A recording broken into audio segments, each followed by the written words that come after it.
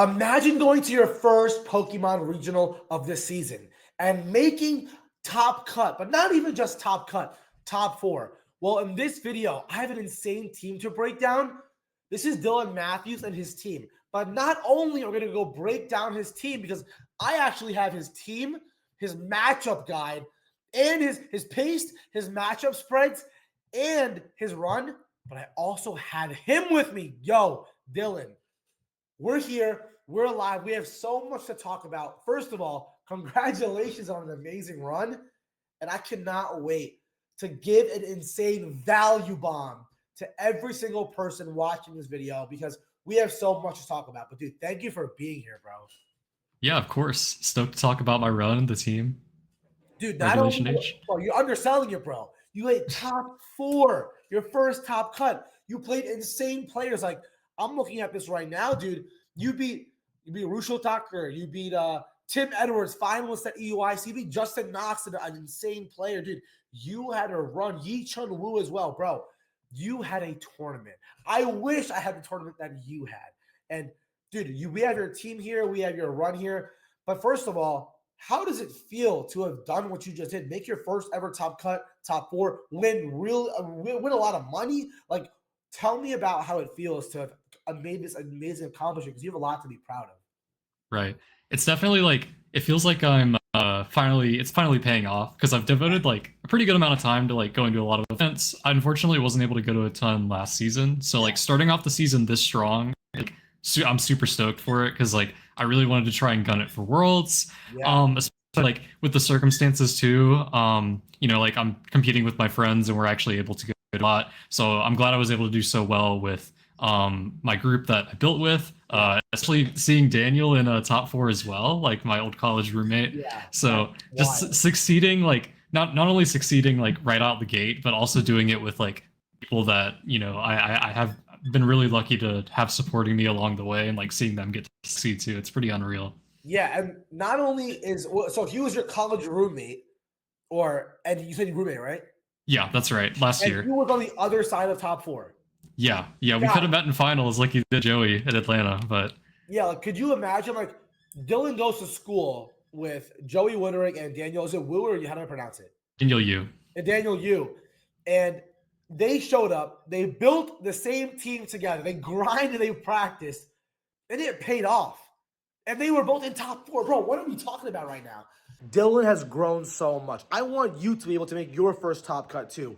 And this badge challenge walks you through that. If you want to grow in 30 days, this free 11-page guide I made outside of YouTube just for you to grow. If you comment badge, it's a 30-day calendar with challenges to grow from building to battling to mentality to finding community, all of it. 11 pages free for you. I got you. I want you to grow just like Dylan. Comment the word badge in the comments and I'll send it to you right away. All right, guys, enjoy the video. Peace. And they did it with a team that has so much we have to talk about. Because, dude, honestly, like I would love to just show. I'm gonna share the screen, man. This team was the weapon. This was the trident that they used to storm into Pittsburgh and come back with a boatload of CP, a boatload of dollars, and the dream run that he wants to go on. Because he's with Daniel and with Joey, who have both met in the finals, and now he is joining the club of top 4 achieving players. So, dude, just talk to me. How did it feel to build this team? What was it like? Tell me the journey. Like, dude, I'm a big Pelipper Archaludon fan, but you did it with Basculegion and Incineroar. There's a lot to be talked about. Like, just give me some context. But what? How did this journey even begin? Right. So going into Reg H, like again, I knew that I wanted to start off strong and I wanted to use something I was comfortable with. I'd already had a lot of experience using Rain. I actually started using Peli Arch all the way back in Reg F, where I got top 16 at Orlando. Wow. Like a very early adopter of Arch back then. So I knew I really wanted to use what I was comfortable with because I thought like, I want to play it safe. I want to go ahead and lock up some CP. I've always struggled at like the first event of the season type of regionals. So I'm like, I'm going to use what I'm comfortable with, especially because we already had Reg H. So I was just kind of looking at rain teams that I could use. And the biggest thing I wanted to overcome was the bad matchup into Marco's Sun, because this didn't end up being 100% correct, but I had a feeling that a lot more people would pick that team up going into Reg H again. It was on ladder all the time. Yeah, it was. Especially because they fixed the eject pack torque thing. It used to like not work correctly when you would get intimidated. It wouldn't set the Sun on lead, but it's that. So I knew that the like standard rain team I would say people use, the Elizabeth rain team, that Torviv used to get second place at LAIC, that has like a horrific matchup into Marco's Sun. Yeah. So I was looking at like, like who he actually played. And I noticed that Marco had 3 losses at Toronto, and 2 of them were to Wolf, but the other one was to this Georgia player named Noah Gardner, and he was on this exact same 6. I knocked Noah out in Toronto in top 16. Yeah, very strong player. I think super underrated. But yeah, he was on the same exact 6. We ended up changing like 1 or 2 things here. Then we definitely, I think, probably had some different spreads than he did when all was said and done. But I knew that this 6 looked promising because I realized the AV Ensign with Taunt, the Basculegion, it can give you like some actually consistent lines into Rain. And I liked all the mons, all the pieces that were here as well, because it also reminded me a lot of our Louisville team. Back at Louisville, me, Daniel, Joe, and our other friend Riley, we all used this P2 Ursa Rain team, very similar to this one. No Sinistcha, and no Basculegion, but we had Porygon 2 and Amoonguss. And 3 of us day 2'd. Joey actually top cut. That was his first top cut with that team. Wow, that's awesome. So it was really cool to kind of run it back, because we always said that if we wanted a 7th Pokemon on the team, it'd probably be Basculegion. So this team got to do that. Yeah. So I guess I could talk about now, like, like what it was like practicing with it going up. Well, yeah, I think the first to the thing tournament. I just noticed is that I always talk about this. I talk about this all the time on my channel. Is that 2 big elements into growing and finding the perfect team and doing well at tournaments is playing with comfort, things that you've used in the past that are proven to succeed back then for you, but also now with proven examples. For example, if you like Sun and you've worked with Sun in the past, using Marco's Sun or some kind of version of a team like that will often lead to success for you in some capacity because you've already been comfortable with the archetype and the tools, and then you've seen it work proven as well, right?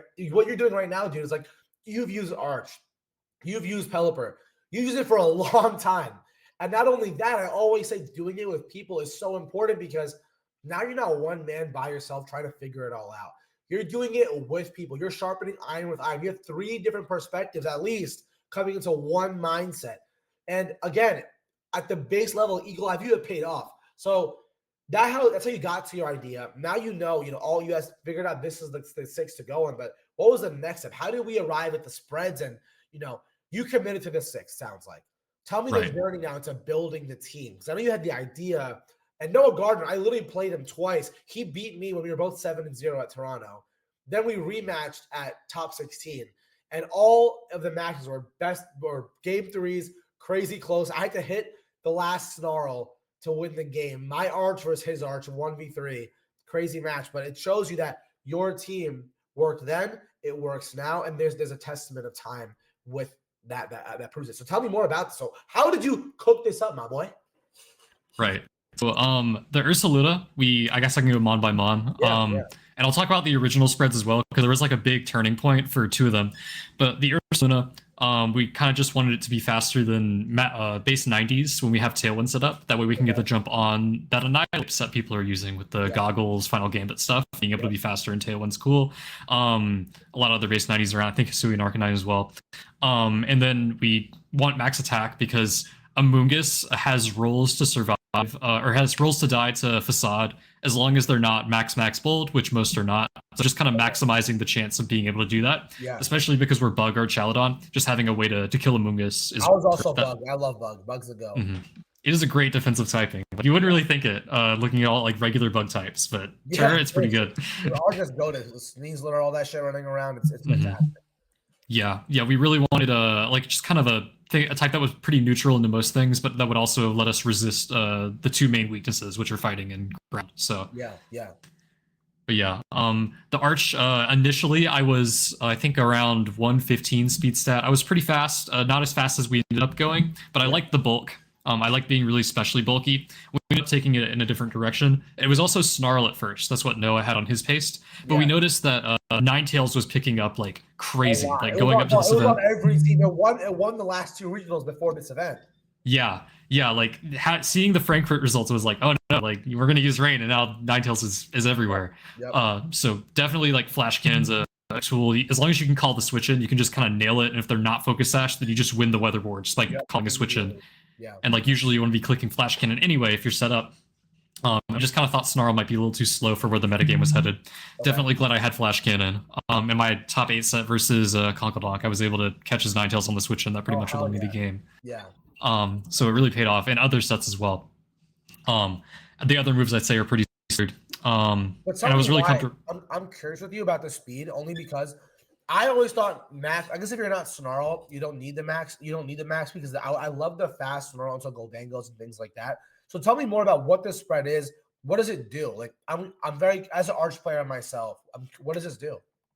Right. So yeah, the final one we ended up, it hits a 1-2 speed stat. And the reason why is we also ended up using Max Jolly Incineroar. And that was kind of like the main like big meta call for the tournament, I would say, because I believe it won on Chuppa's teams. Its Ensign was faster than his Golango, so it has to be Max Jolly. And then James Evans also had max speed Ensign, so that's definitely like where the metagame's headed.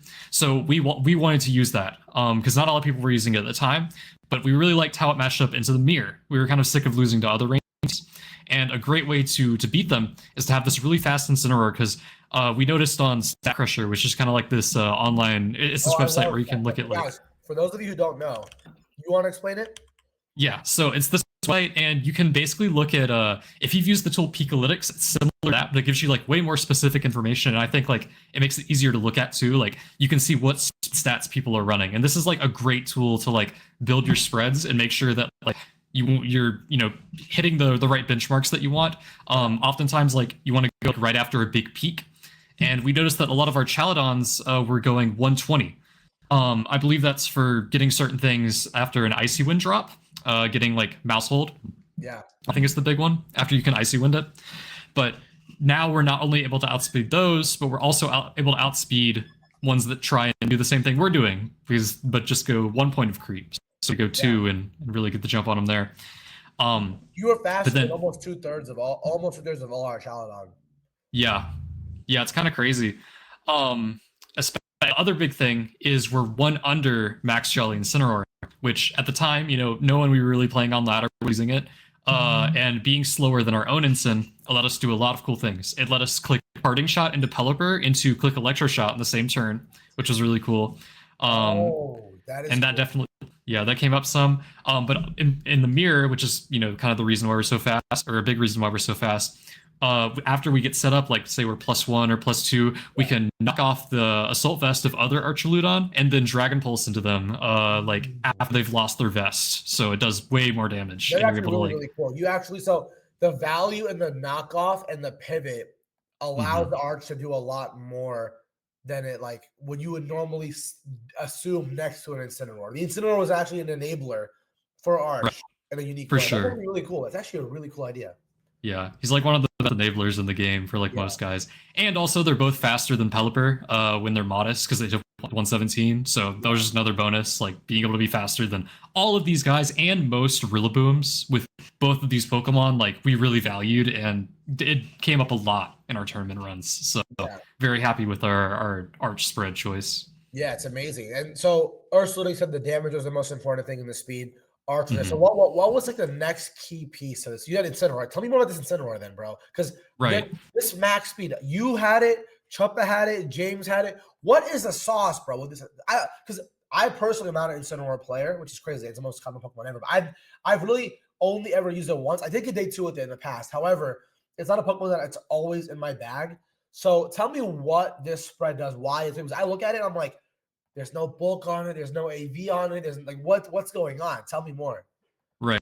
So we were already really comfortable with the calcs because for Louisville. I like back 2024 Regulation H Part 1, when we had our P2 Ursa Rain team, we had Flare Blitz and we were adamant 116. We actually had the same amount of bulk. So we were really fast and 116 adamant, just 244 HP, 4 defense, 4 spit up. So a big part of it was a comfort pick, but it was also definitely a game call.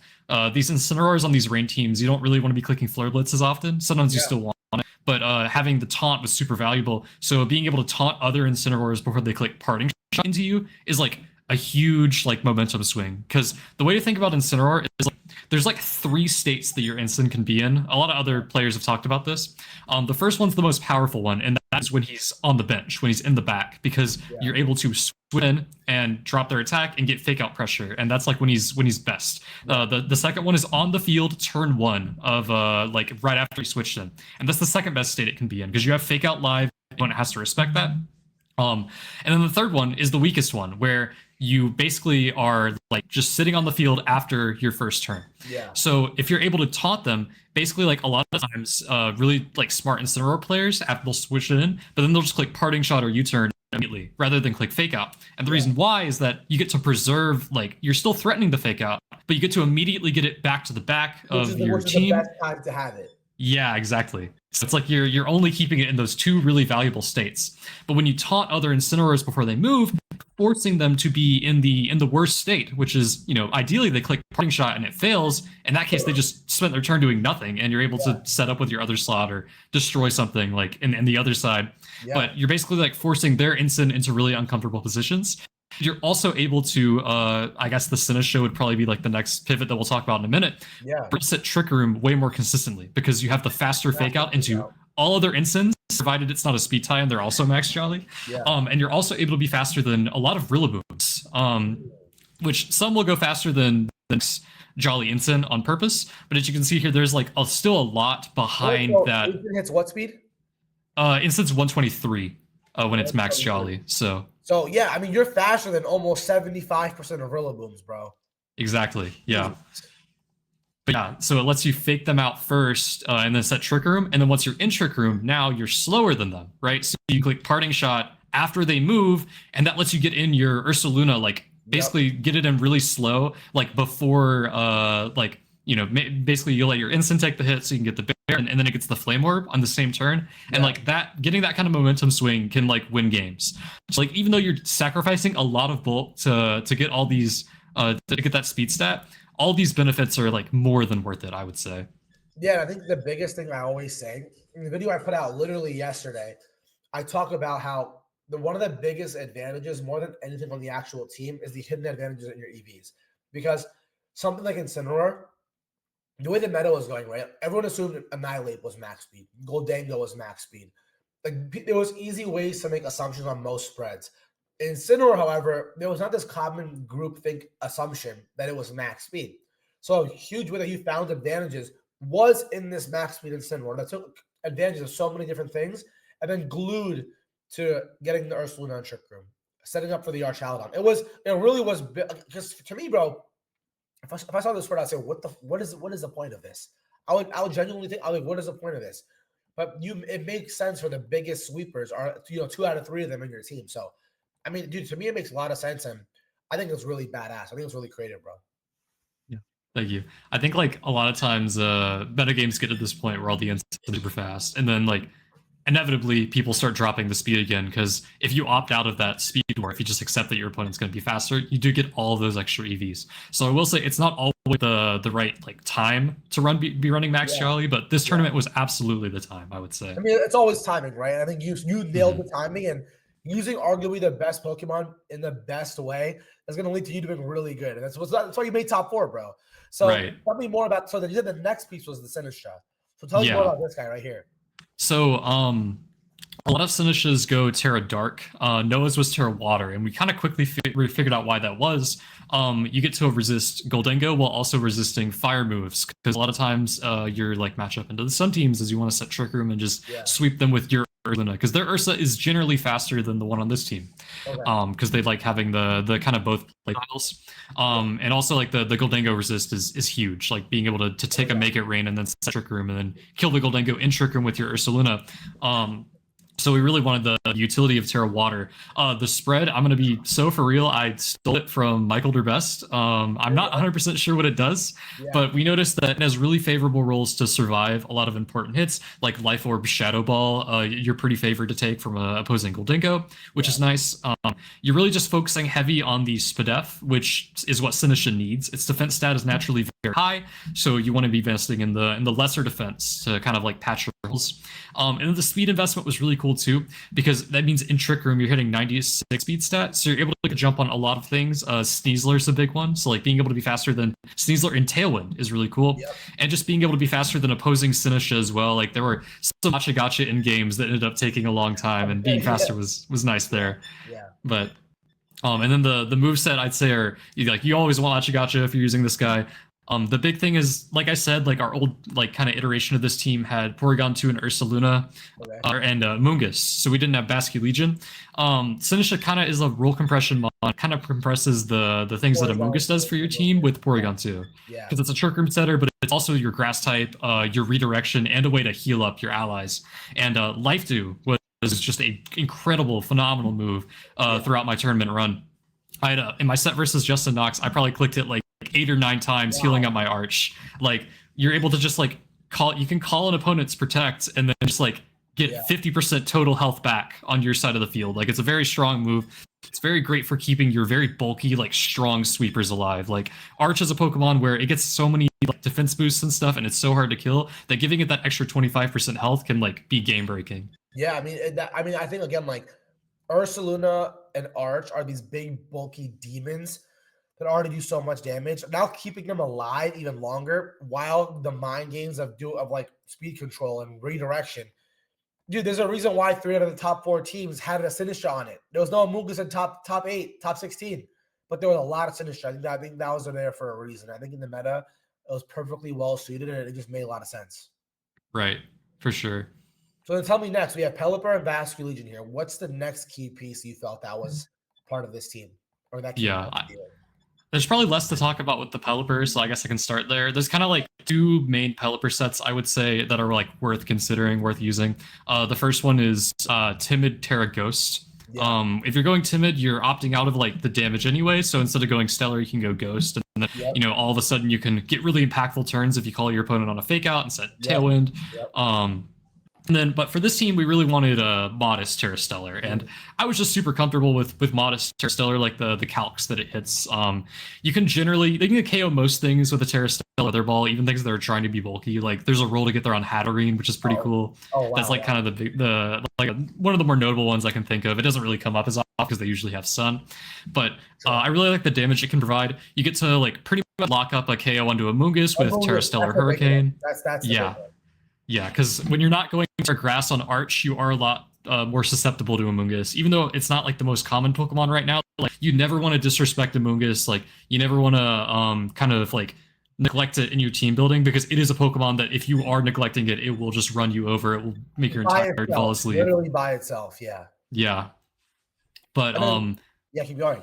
Yeah, and then there's just the Tailwind over the Wide Guard is probably the only other like change worth or thing worth mentioning. A lot of times your game plans with this team will revolve down to like you're setting Tailwind on the last turn of Trick Room, or you're setting Trick Room on the last turn of Tailwind. So just having that constant speed control is super helpful, especially because Pelipper is, despite the fact that you're running speed on it, still pretty slow. So it's great to use in Trick Room, especially next to Ursaluna, because you're able to Earthquake next to it. So it's just a great switch in to have sometimes like during your Trick Room game plans, and then can like really mess your opponent up by clicking Tailwind on the last turn of Trick Room, and then just like ensuring that your bear will always be faster. Like you just get to guaranteed win the game. And I even had one set where I was able to click Tailwind on the second turn of Trick Room because I was calling a double protect, and that ended up winning me the set. So the Tailwind is super impactful on this guy. Yeah, that's nasty, bro. And it just sounds like it's like Incineroar. It's like this left side is really setting up this right side, and it still allows you to do damage, but it's a really big control piece. Now into the Pelipper, really just there to do damage, focus sash, blow things up, speed control, even with the whole Trick Room mode, super badass. But now, like, we have to talk about the demon on your team, because what I will say about your team is that there are 2 like demons. I hate playing against Ursaluna, and I hate playing against Basculegion. I don't know which one's worse. You have one that obliterates you in the speed in the sun, in the rain, and then an absolute menace in Trick Room. So tell me what this guy does and why. Again, it looks basic from the outside, pretty standard set, but I'm sure there's a method to the madness here. And I'd love to know about it. Right. So like I know a lot of people are using like a focus sash set right now, and I think that's super strong, super valuable. Yeah. But the nice thing about this set is that it just blows you up. The damage calcs of this guy are absurd. You get to like do some really unfair things. One thing that I learned is that Terra Water Wave Crash in the rain with Choice Band, you're actually killing like Hydreigon, like pseudo legendary Pokemon that run even a little bit of bulk. You can kill everything. And it's so nice. Like bulky Electabuzz, the team can really struggle with. You get to kill that guy guaranteed with Terra Water Wave Crash in the rain. Now, so they're not Terra Grass or anything. So you just yeah. If they're not like a Terra that resists water, then you just get to completely destroy them. And I think like a big like the main question you have when you're going to run Choice Band Bass is, do you run Terra Grass or do you run Terra Water? Obviously, as I talked about before, like Amogus could be challenging for most teams, but for this one too, because we're not Grass Arch. But I really liked the damage that Water provides. Did it come up a lot? Yeah, for sure. Like a big game plan was just clicking Flip Turn with this guy. Like that's probably you would think Wave Crash is the most move or last respects, but like Flip Turn, it's definitely up there too. I'm not sure where it ranks, but you're able to like KO Mousehold with Terra Water Flip Turn in the rain, even if they have bulk, which is very impactful, very helpful, because you're able to kind of do what Miraidon did in Reg G and Reg I, is that you just get to do a ton of damage and then leave and then come back later and more. Except this guy, when he comes back later, usually it's after some of your other Pokemon have died. So when you get to fire off those last respects like that, you get some crazy numbers. Even like if you don't have weather control, if your rain runs out, you can still be doing a ton of damage with last respects. Last respects, bro. Yeah, like it is an absurd move. I know it's like absurd, like even more absurd in singles, but even here in doubles where like you only have 3 partners that can die, like clicking 150 base power moves, 200 base power moves sometimes, like it's just like with an added in max attack, dude. That's insane damage, bro. Right. I think a lot of people are like going a spread that lives Grassy Glide on this guy too, or lives more consistently from Rillaboom. That's a big reason why people are going Sash right now, is that you do hate just dying to that. But if you're facing a 116 Adamant Rillaboom, it's only a small chance to KO you with Grassy Glide. So we figured even if they're like more invested, I think if it's max Adamant, it's like a 50-50 roll. Okay. So it's like we're just gonna not play Rillabooms that are that attack invested, because a lot of them aren't. And if we do, we're just gonna get lucky. And it never ended up coming up. So I'm glad I did compromise. Play against it and have that exact same spread and lose the roll. It's a really low percentage chance if you really think about it. Right. Yeah. And I died to some in practice, but I also lived a lot in practice too. So I think it's really important with this thing. Like, you don't want to compromise on your damage, and you obviously can't compromise on your speed, or else you'll lose speed ties. Yeah. You played day 1, you actually played 0 Rillaboom, which is insane. However, in Top Cut in day 2, you played 3 of them, 2 in Cut. And I don't know if that came up in those moments, but it shows you that, like, again, when you played against it, you never lost to it, which is huge for you. Right. Yeah. I don't he even showed up in either of those 3 matchups that I did play him too. I mean, so if you're not even bringing it versus Rillaboom, then Archaludon, there's a lot of pieces that maybe doesn't even want to see, you know? Yeah, I think that the team definitely balances itself out. Like, even among that, like some guys look weak too. Like, obviously Ursaluna doesn't want to see Rillaboom either. It's like you have Incineroar and Arch, and like Rillaboom hates to see an Archaludon coming, especially if they don't have horsepower. Oh yeah. But no, I'm looking at this team now, and it really makes sense to me, right? Like, a lot of what you're saying, it's a tail room team. It has everything. It has Trick Room, Tailwind, Fake Out, Pivot Move, Fast Sweeper, Slow Sweeper, Redirection, Healing. Like, there's a little damage reduction. There's everything on this team. So, and again, I think the one thing I've always noticed is every single format that typically isn't super high powered, some version of Rain always finds its way to the top. It's one of those archetypes that where when figured out, we saw it in Frankfurt, we saw it in Monterey, we saw it in Toronto, and my team making top 8, with Wolf's team winning the whole thing.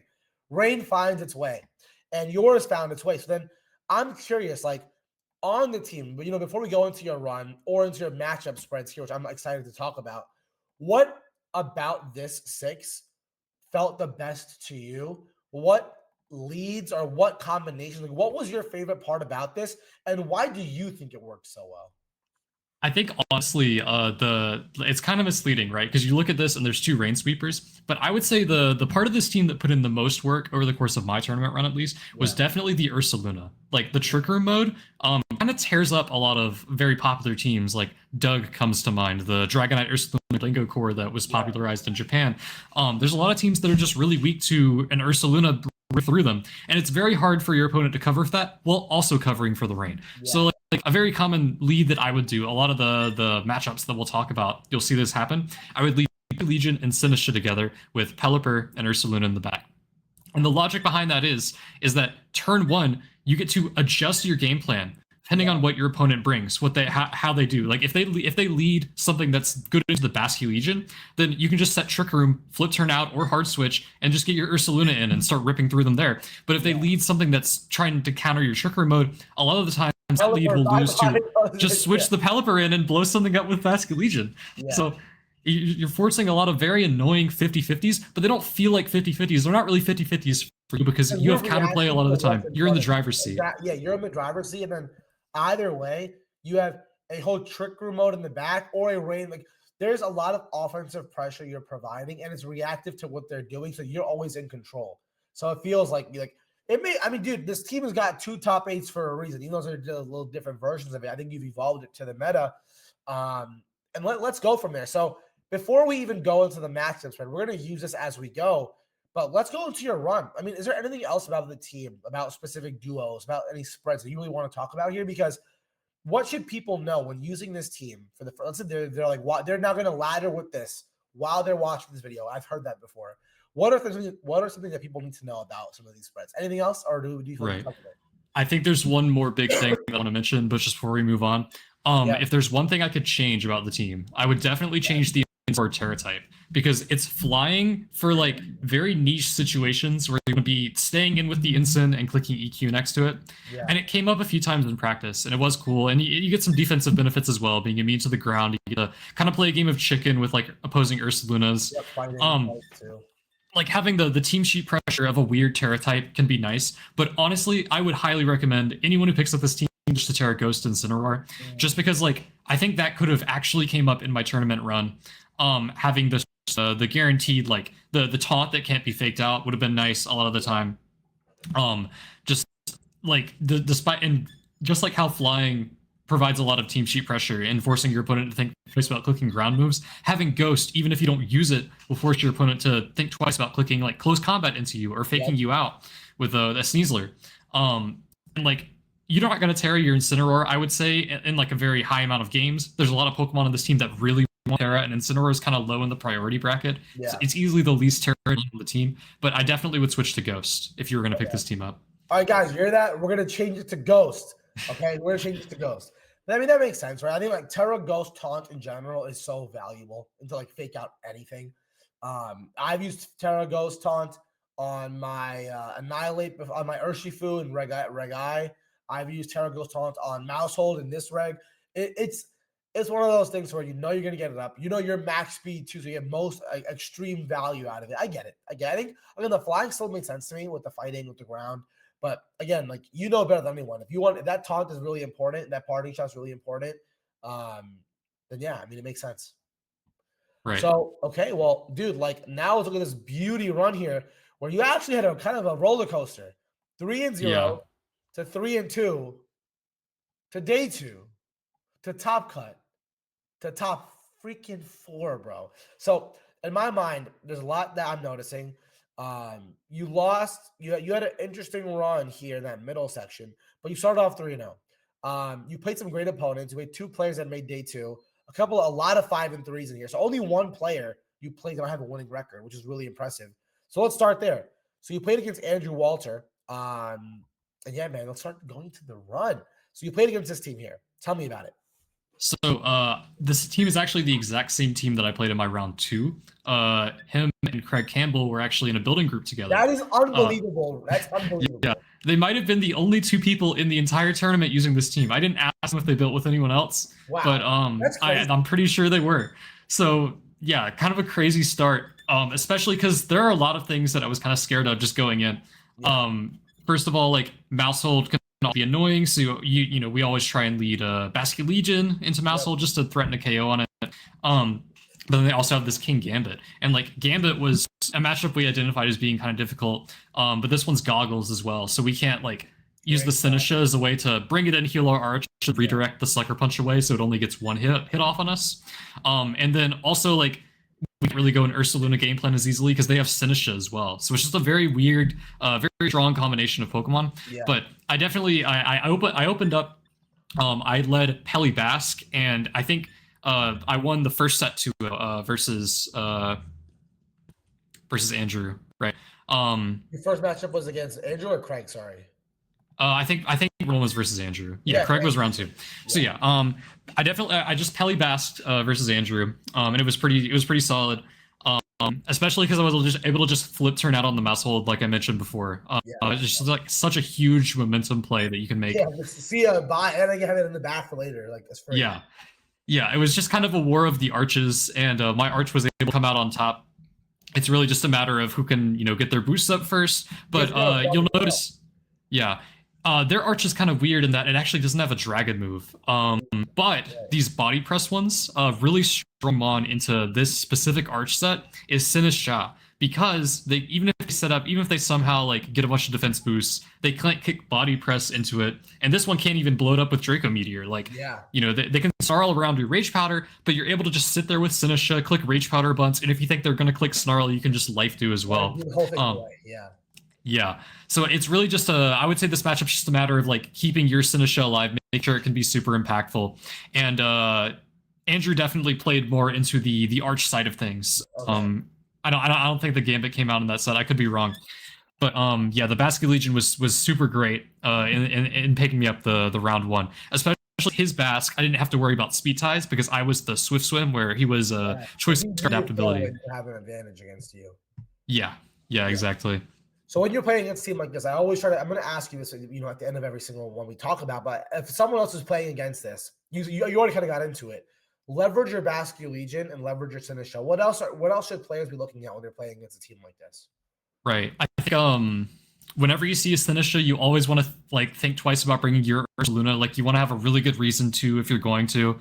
And then with King Gambit teams, you want to be really careful with your Incin. So I just kind of naturally thought of like the other 4 as being good picks, and definitely were. Whenever you see a Mousehold, definitely use Basculegion, try and leverage it. Make sure they cannot get a pop bomb off on their own arch because that can be very scary. And it also removes the redirection pressure for their King Gambit as well, right? Because my round 2 set that we'll get into shortly, that was like definitely a more King Gambit heavy set, and like that guy can get really scary when it gets set up. Okay, that makes sense. The next round literally is against the same team. So tell me how this one was. It different? Was it the same? I know you mentioned King Gambit. Tell me more about this matchup, bro.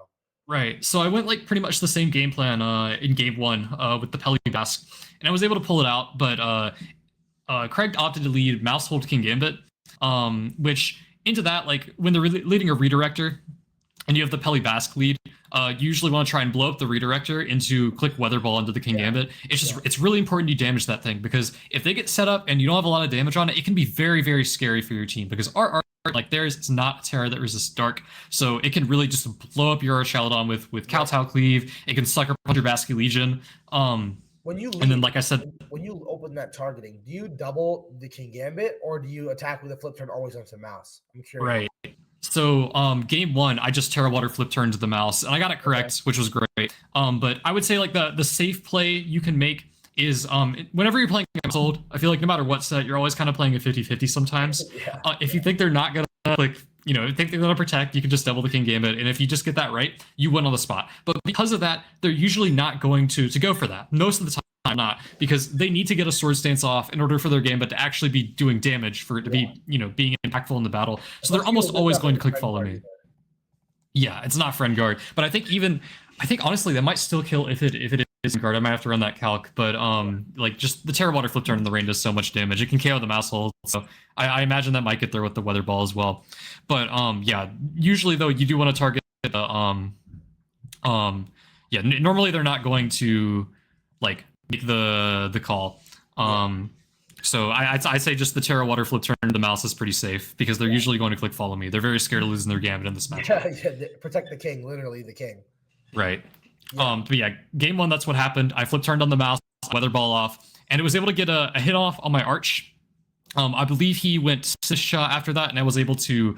What's nice is Peli Arch provides a lot of really valuable pins, and this is one of them. So he has a Terra Water Sinistcha next to the King Gambit, which he has to bring in the Sinistcha, because otherwise I can just kill the Arch, because it's already taken a Weather Ball. So I can kill with another Weather Ball, I can kill it with an Electro Shot. So he has to bring in the Sinistcha, but it's Terra Water. So its base form, it's weak to Hurricane, but if they Terra, it's weak to Electro Shot. Yep. So you're able to just Hurricane Electro Shot, just get a very safe KO onto the Sinistcha. Which is super valuable. I love and he was water Amoongus too. It's just so nice. It's just so good. Yeah. And having Electro Shot, like there aren't really electric types in this format besides Buzz, which isn't really an offensive Pokemon. And now like I would consider Electric Blood Moon. That's a whole thing too we're seeing now. Right. Yeah, it's weird how our best source of electric offense is not from an electric type. But our Archaludon is definitely the best electric type in the format, I would say. I agree. But so even though he's able to get a hit off on my Arch at +2, or I still survive. I'm able to kill the Sinistcha, and then just from there, it's just a matter of only getting one more hit off on the King Gambit, and then you can just win the game from there. Having the Sinistcha in the back for recovery is very helpful in this matchup. The Weather Ball thing I mentioned before, that doesn't really apply, but it's kind of just a losing game for your opponent as soon as they take one hit on the Gambit, and if they haven't like got any damage off on your Arch yet. Yeah, that makes sense. The Arch just walls that motherfucker at the end. Yeah. Game 2, I can't remember entirely I adjusted, but I remember I did an adjustment that I wasn't super happy with. I think he just wasn't bringing the Arch, so I was like, well, maybe I can go the Bear, and that was just a bad call.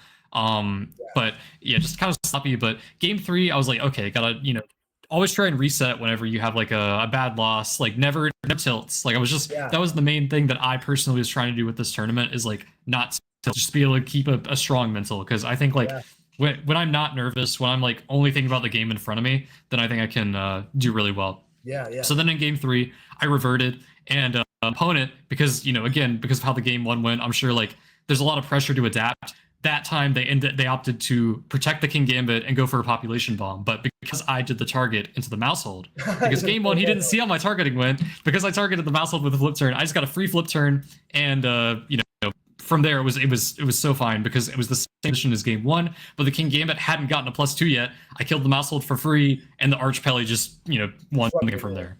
So I mean, that turn 1's like that, it's just the best. Like you were mentioning Noah Gardner earlier. In our top 16 match, he led like Arch and Basque, and I led like Grimmsnarl and Arch.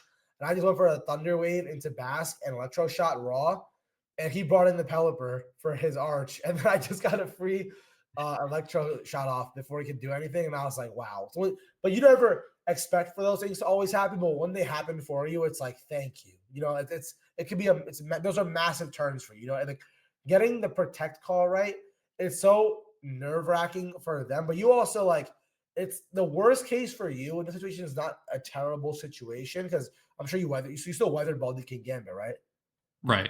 So you're gonna get chip off regardless, but now the worst case for them is they lose a whole mon and do nothing. So dude, you had a pretty good warm-up there. You played the same team twice, got that 2-0. Looks like Craig fought back and really went strong, finished 5-3, but your next opponent had an insane run, but you knocked him down early in the tournament. Yichun Wu, another really strong player. This is a Chinese player. He's another team we've been seeing a lot of. This Ninetales setup team, the safety goggle, a lot of the Pokemon that we're seeing all over. But I noticed the Archaludon's a little different. But tell me more about what you're seeing here, how you navigated it, and how you won, bro. Right. Yeah, it was definitely super scary, and I'm very happy with how I ended up playing this. Because there's, I'd say, a lot of rain hate on this team. A really consistent like duo that you can use into opposing Pelipper leads is a coaching guide, whether it's Sneasler or Annihilate, and a Dragonite. Because what you're able to do is you're able to coach your own Dragonite, and then you can scale shot the Pelipper, which through Sash, which is a huge momentum swing if you can get it off. Obviously, it's kind of bad if they switch in the Arch and then your defense boosts, but you also have Haze on the Dragonite to kind of cover for that as well. But they also have the Ninetales, which I'm super scared of because it can reset my rain. And then also the own Arch. It's like, even if I fighting the Weather War. At the end of the day, even if I win the Weather War, I'm still giving Yichun's Arch the Electroshot capability, right? Yeah. And it's also Stalwart Arch. And I think it's very easy, like when you're, reading a team sheet, when you're like really stressed in a tournament environment, to miss something like that, especially because for some reason, all of Archaludon's abilities start with ST, like all three of them. End with STA. It's like I don't know, but yeah, that was especially scary because Sinistcha looks pretty good here. But can't redirect the Electroshot, so that looks not as good. And then also the Gholdengo is there, and Gholdengo is like a mon that is, it's the top dog in this format, and it is pretty scary for our team as well. Like if that thing gets set up, there's a lot of supporting pieces here to allow that to happen. It can be very scary. So I kind of knew like what he was going to lead with the Annihilate Dragonite, but I kind of knew what I had. I kind of identified my outs. And I actually led Incineroar, like on purpose, into the Annihilate. Oh, wow. And the reason why I did that, because most players, when they see Defiance or competitive, they'll never lead the Incineroar. But you did. Tell me how you like looked at this, because I want players who are playing this team at home to like understand the mental behind it. So tell me about that, the game plan, how you looked at it. Tell me about it. Right. I think going into any matchup, the first thing you want to try and identify is like, is this going to be a Trick Room route where I try and sweep through my opponent with Ursaluna, or is this going to be a rain route where I try and win with Archaludon and just create an unkillable monster? Okay. But I saw so many things that were a problem here for the Arch, and I think that's kind of a growing metagame trend actually. And I think rain may actually be on kind of a downtrend, but it's continuing to do well. So maybe not. But rain always finds a way, bro. It always finds a way. Right. No, it does. It's just everything it's doing is so broken, right? Yeah. But I wasn't super happy with how the art looked here, especially with the Sash Ninetales.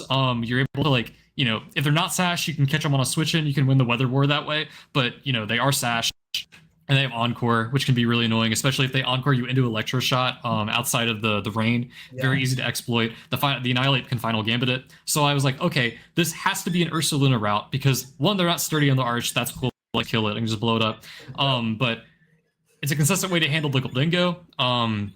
And I really want to get Trick Room up. I think that's my way out. That's how I'm going to win. Yeah. But I think in order to do that, I am going to actually need to lead Incineroar.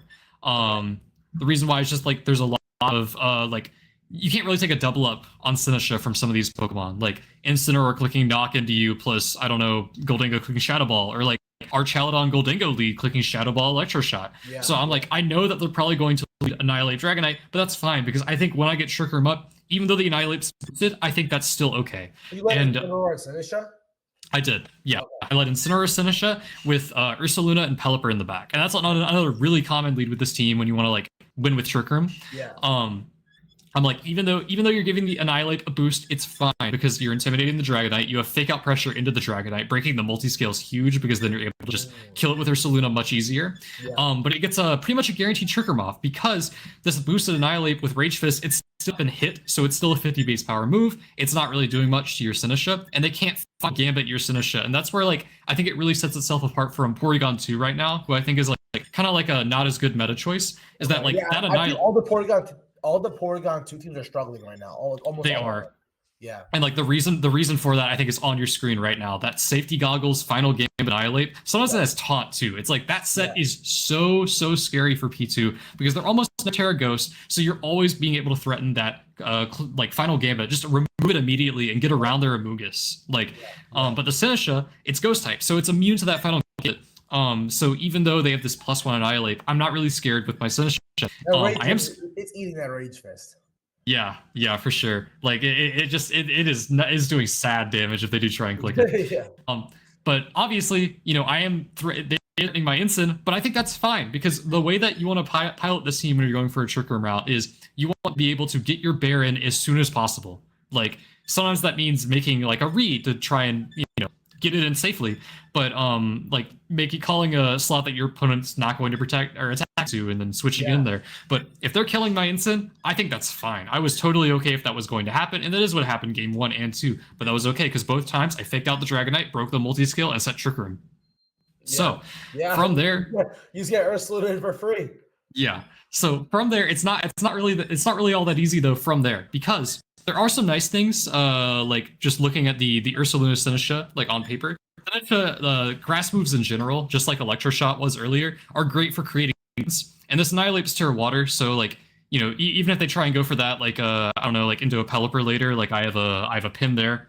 Yeah. But Ursaluna and Sinistcha ground grass coverage is very sick, and it's very powerful into the meta. And this Dragonite that's -1, it's not really threatening anything. So from there, I can just pound the left slot or the Annihilate slot, just attack with all I have into it, because you want to make your Trick Room turns count. If they run up a lot of times, you lose.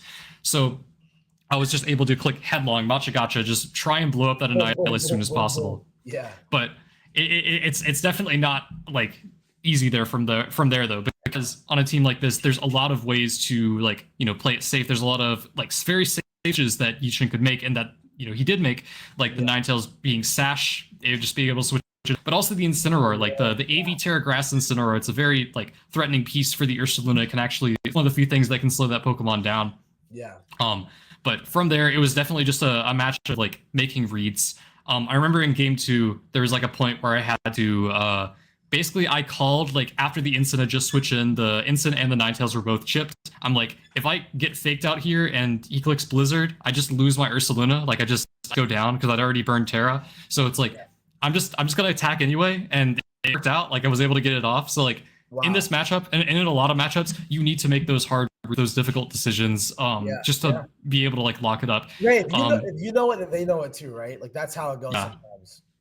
And it's also like, it's a lot safer to make those in a game 2 situation where you won the first one as well, because even if it goes badly, you have a way to recover. And like, I think like that's a very like reasonable way to play.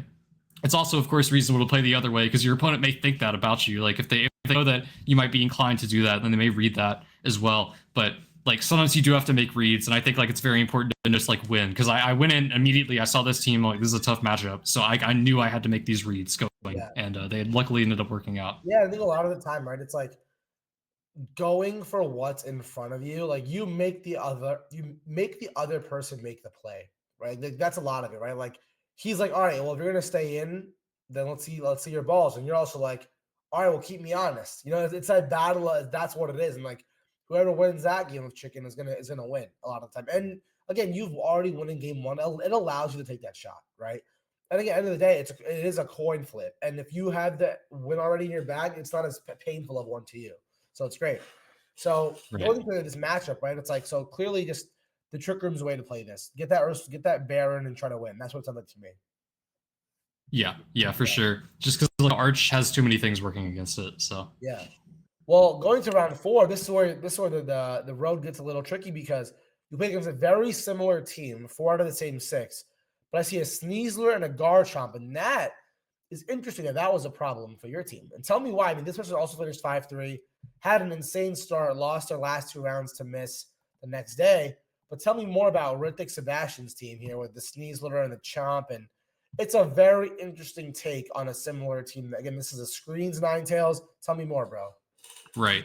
Yeah, so a lot of like the problem pieces from the last set are still here. But what Rithik really did in our set is leverage the Goldingo. And it's not always super easy to like especially off of a set versus a very similar team. It's like kind of easy to tunnel vision sometimes, to not really consider all your options. Almost in a way to do the same thing. Yeah, so I think I did try the same thing, and it just was not working, because like that lead is not really doing a ton into opposing Goldingo. For example, like you can knock it off, but you know, the Terra Water, the Veil, like it becomes really hard to remove. And like there's a lot of pieces here to play around here. I think there was one set where the coaching Sneasler really put in a lot of work as well. So yeah, I don't remember like a lot of the specifics here, because I just remember like I was kind of panicking a little bit, and I think I lost 0-2, like and then it didn't work as well as it did in the last set, and I was like kind of beating myself for it. But I was really just trying to stay focused throughout this set, because it's important to bounce back whenever you have a loss. Yeah, man. Looking back to this team, do you think there was something you would have done differently? Like, how would you approach it now? Like, knowing what you know now, you know, this having beaten you, and I'm sure you've thought about it. Like, what would you do differently? What was the mistake you made, and how would you approach this matchup now, even if you don't remember it? Yeah, I think like there's definitely I remember thinking at the time I could have probably brought the Arch, because there's a lot of things that were really hostile to the Arch in the last match. They're a lot less hostile in this match. So Terrabug Arch, really strong here. Bug especially. Yeah, it's like I said, like it's important not to tunnel vision, because the Terrabug Arch is like super difficult to remove. Nothing hits it effectively on this team. And it's something that can threaten Goldingo, especially if they Terra. And notably, the Ninetales is not a focus sash. So if you're able to catch it with a switch in, like clicking Flash Cannon, just removing it, winning the Weather War can be huge. Yeah. And then importantly, the Annihilate is a Sneasler now, so it can't Final Gambit you. So as long as you get those defense boosts, it's not threatening you anymore. Yep. So definitely leading into that Arch mode is definitely, I completely agree with you. I think I look at this, I'm like, if Arch gets going, this is Arch food, bro. So right. I think that's something I noticed. And again, the call out with you noticing the sash is also a big one. Like not seeing sash here, like that's a huge advantage too. So guys, if you're playing this team like this, Ninetales, no sash, no ape, you bring that damn bridge. You do. So yeah, I mean, anything else you want to talk about on this match? We're going to go to the next one. I think we can probably move on. We got Kevin Hickey. I mean, this is another tough one here. They also went to day 2. They went 8-4, and this run was also. I mean, hey, I've seen this team a lot. I know I played against this team in Toronto, and this was a nightmare team for me as well. Like for whatever reason, I think into our type of teams, they're not the easiest. But tell me why that you lost to this team, and tell me more about this matchup and the play and the run, because it's this is one of the common versions of the 6 that I have seen. Right. Yeah, I think like the other 5 besides the Hydreigon are like super common. That's the standard Porygon 2 Ursaluna build. And then just the last one can kind of be whatever, but Hydreigon is the main one right now. And it's a very scary one for our team too, because we have a lot of pieces that are very strong into this. Like whenever you see an opposing Ursaluna, your Sinistcha is usually pretty high value because you can just wall them so effectively and stop what they're trying to do. We have Taunt and Incineroar for the P2. It's goggles, so it can ignore the Amoonguss. You can knock off the Dingo. But like I said, the Hydreigon is just the main problem piece. And I think why I lost this set is definitely like not 100% being confident in the matchup, because we'd run live against other versions of this team, but not this specific build. Yeah, Flamigo is like probably the Kilowattra was also pretty scary for us, but Flamigo is probably the main one we prepped against. Yeah. Really, I think like what I should have done and what I wasn't doing was leading Legion, because like I said before, I considered it when I was like playing, but I was like, is Water Wave Crash really going to kill this Hydreigon? I know they run some out of bulk, so probably not.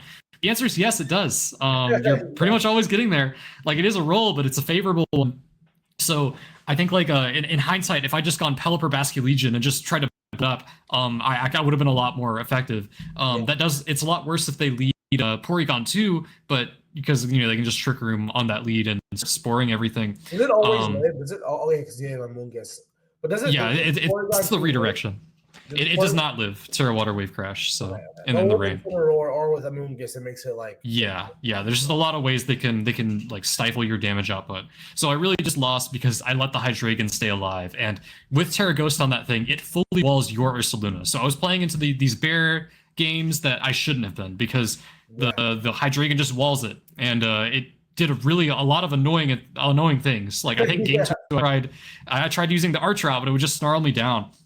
Yeah. Like it is a very annoying Pokemon for this build, but I think like with the knowledge now, like looking back, like being able to just blow up the Hydreigon like completely changes the dynamic. Like you do have to get the lead right, of course. Like if you think they're going to go the Trick Room route, you can lead your Incin, and it becomes a lot more effective, because like there's nothing a P2 Amoonguss hates to see more than like a Goggles Taunt Incineroar. Like yeah.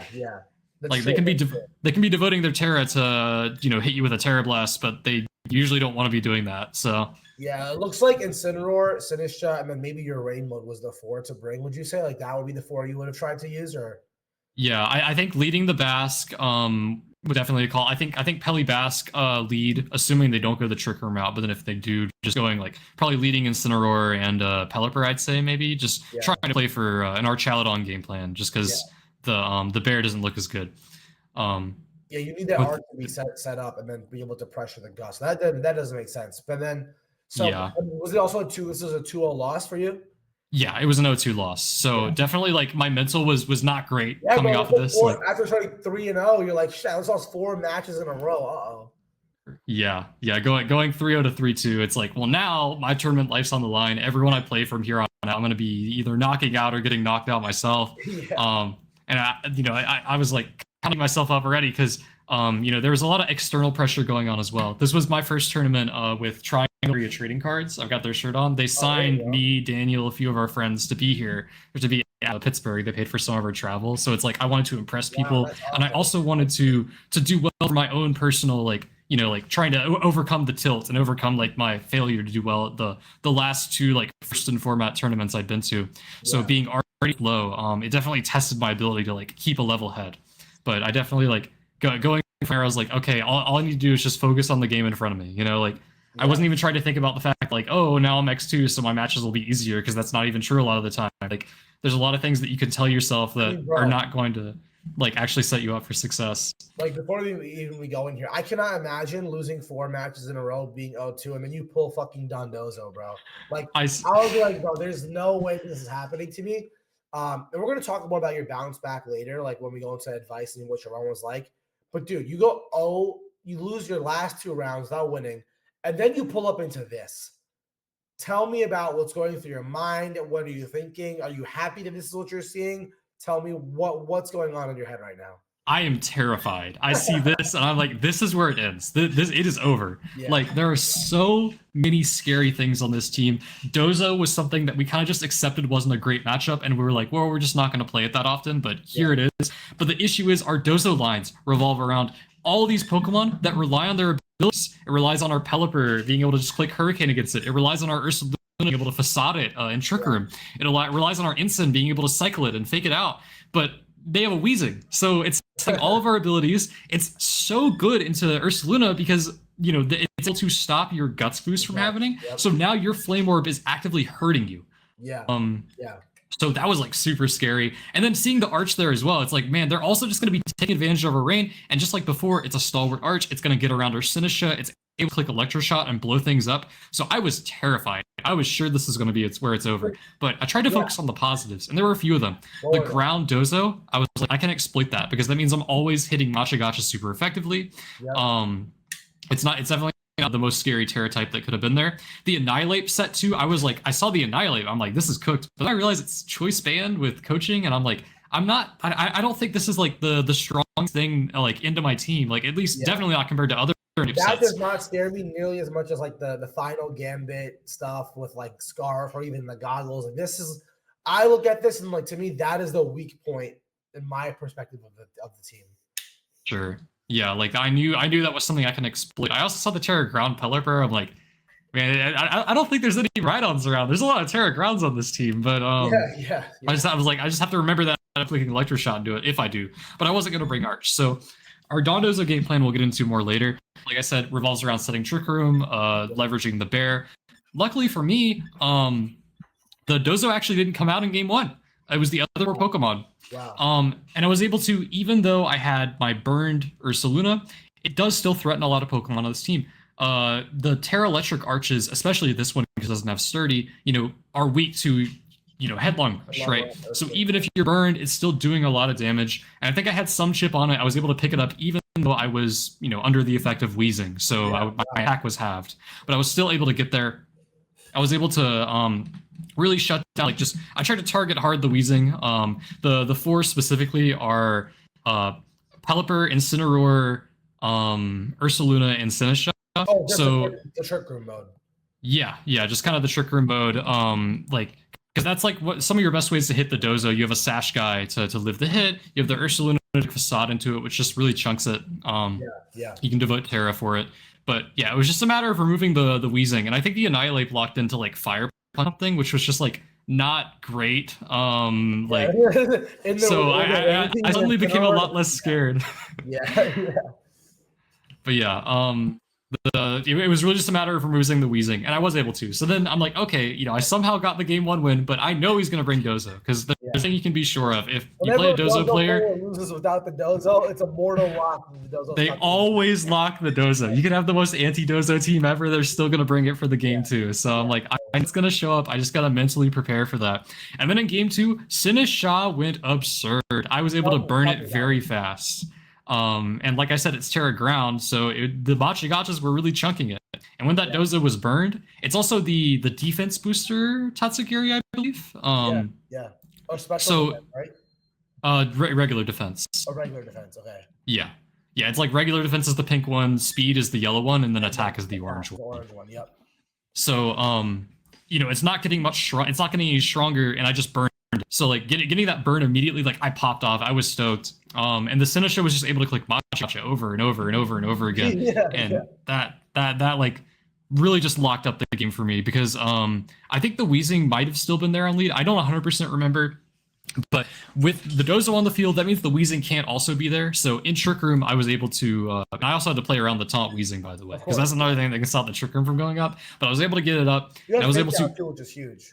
Yeah, for sure, because it's not cloak on the Weezing. Yep. But in Trick Room, I was able to just kind of matcha gotcha and facade my way through, and it was fine. I was able to win game 2, so I was very stoked to come up on this terrifying matchup. Dozo, bro. You survived the boss battle. Yeah. And now again, so you've climbed out of the hole. Okay, 2 more. I survived the 0-3, the 3-0, the 3-0, 3-3. You have 2 more, and again, you pull a very different kind of team, something that you've not played against yet. It's that Ndidi Stingler team that this is the team that knocked me out of Toronto. I played against Chuppa in top 8. He knocked me out, but this team was being used by a lot of players. One of the most common teams actually used as a 6th core in this tournament. And I'm sure with your team. I struggled into it against Chuppa. I know Noah did as well, I believe. So tell me how you approach this matchup. Was it easy for you? Was it hard for you? How did you navigate it? Because the team has the Annihilate, which you don't like. It has its own weather control.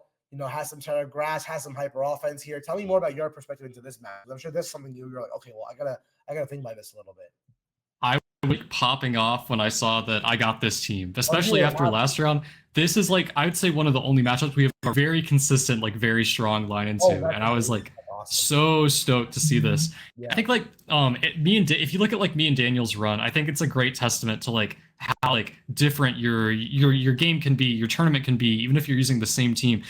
Daniel in day 1 was able to play 4 of these sand teams. He played 4 of them out of his 8 rounds. They've been up 50% of his games. And like I said, our matchup is great. It is so good. And usually the people that we would play that didn't really figure out what they necessarily had to do. Yeah.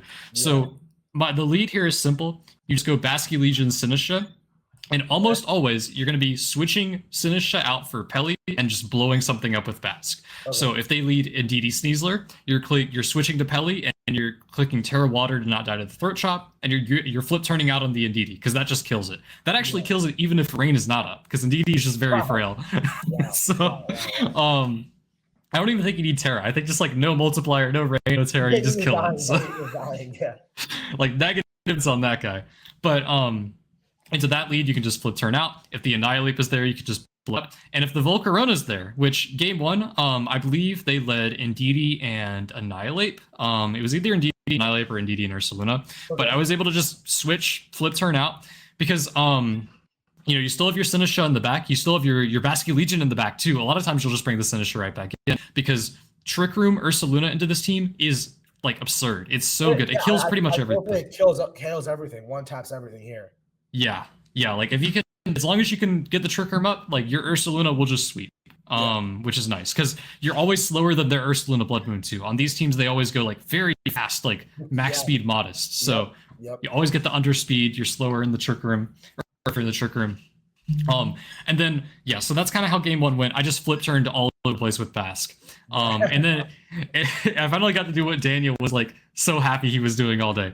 But then in game 2, he adjusted. And this is the thing that I think it's really important to know if you're playing this team or if you're playing against this team with my team, is that Terra Grass does not save that Volcarona from Terra Water Wave Crash. Wow. So he led Terra Volcarona Ursaluna, just went for a Rage Powder and try and blow something up with Ursaluna, which is a very reasonable play.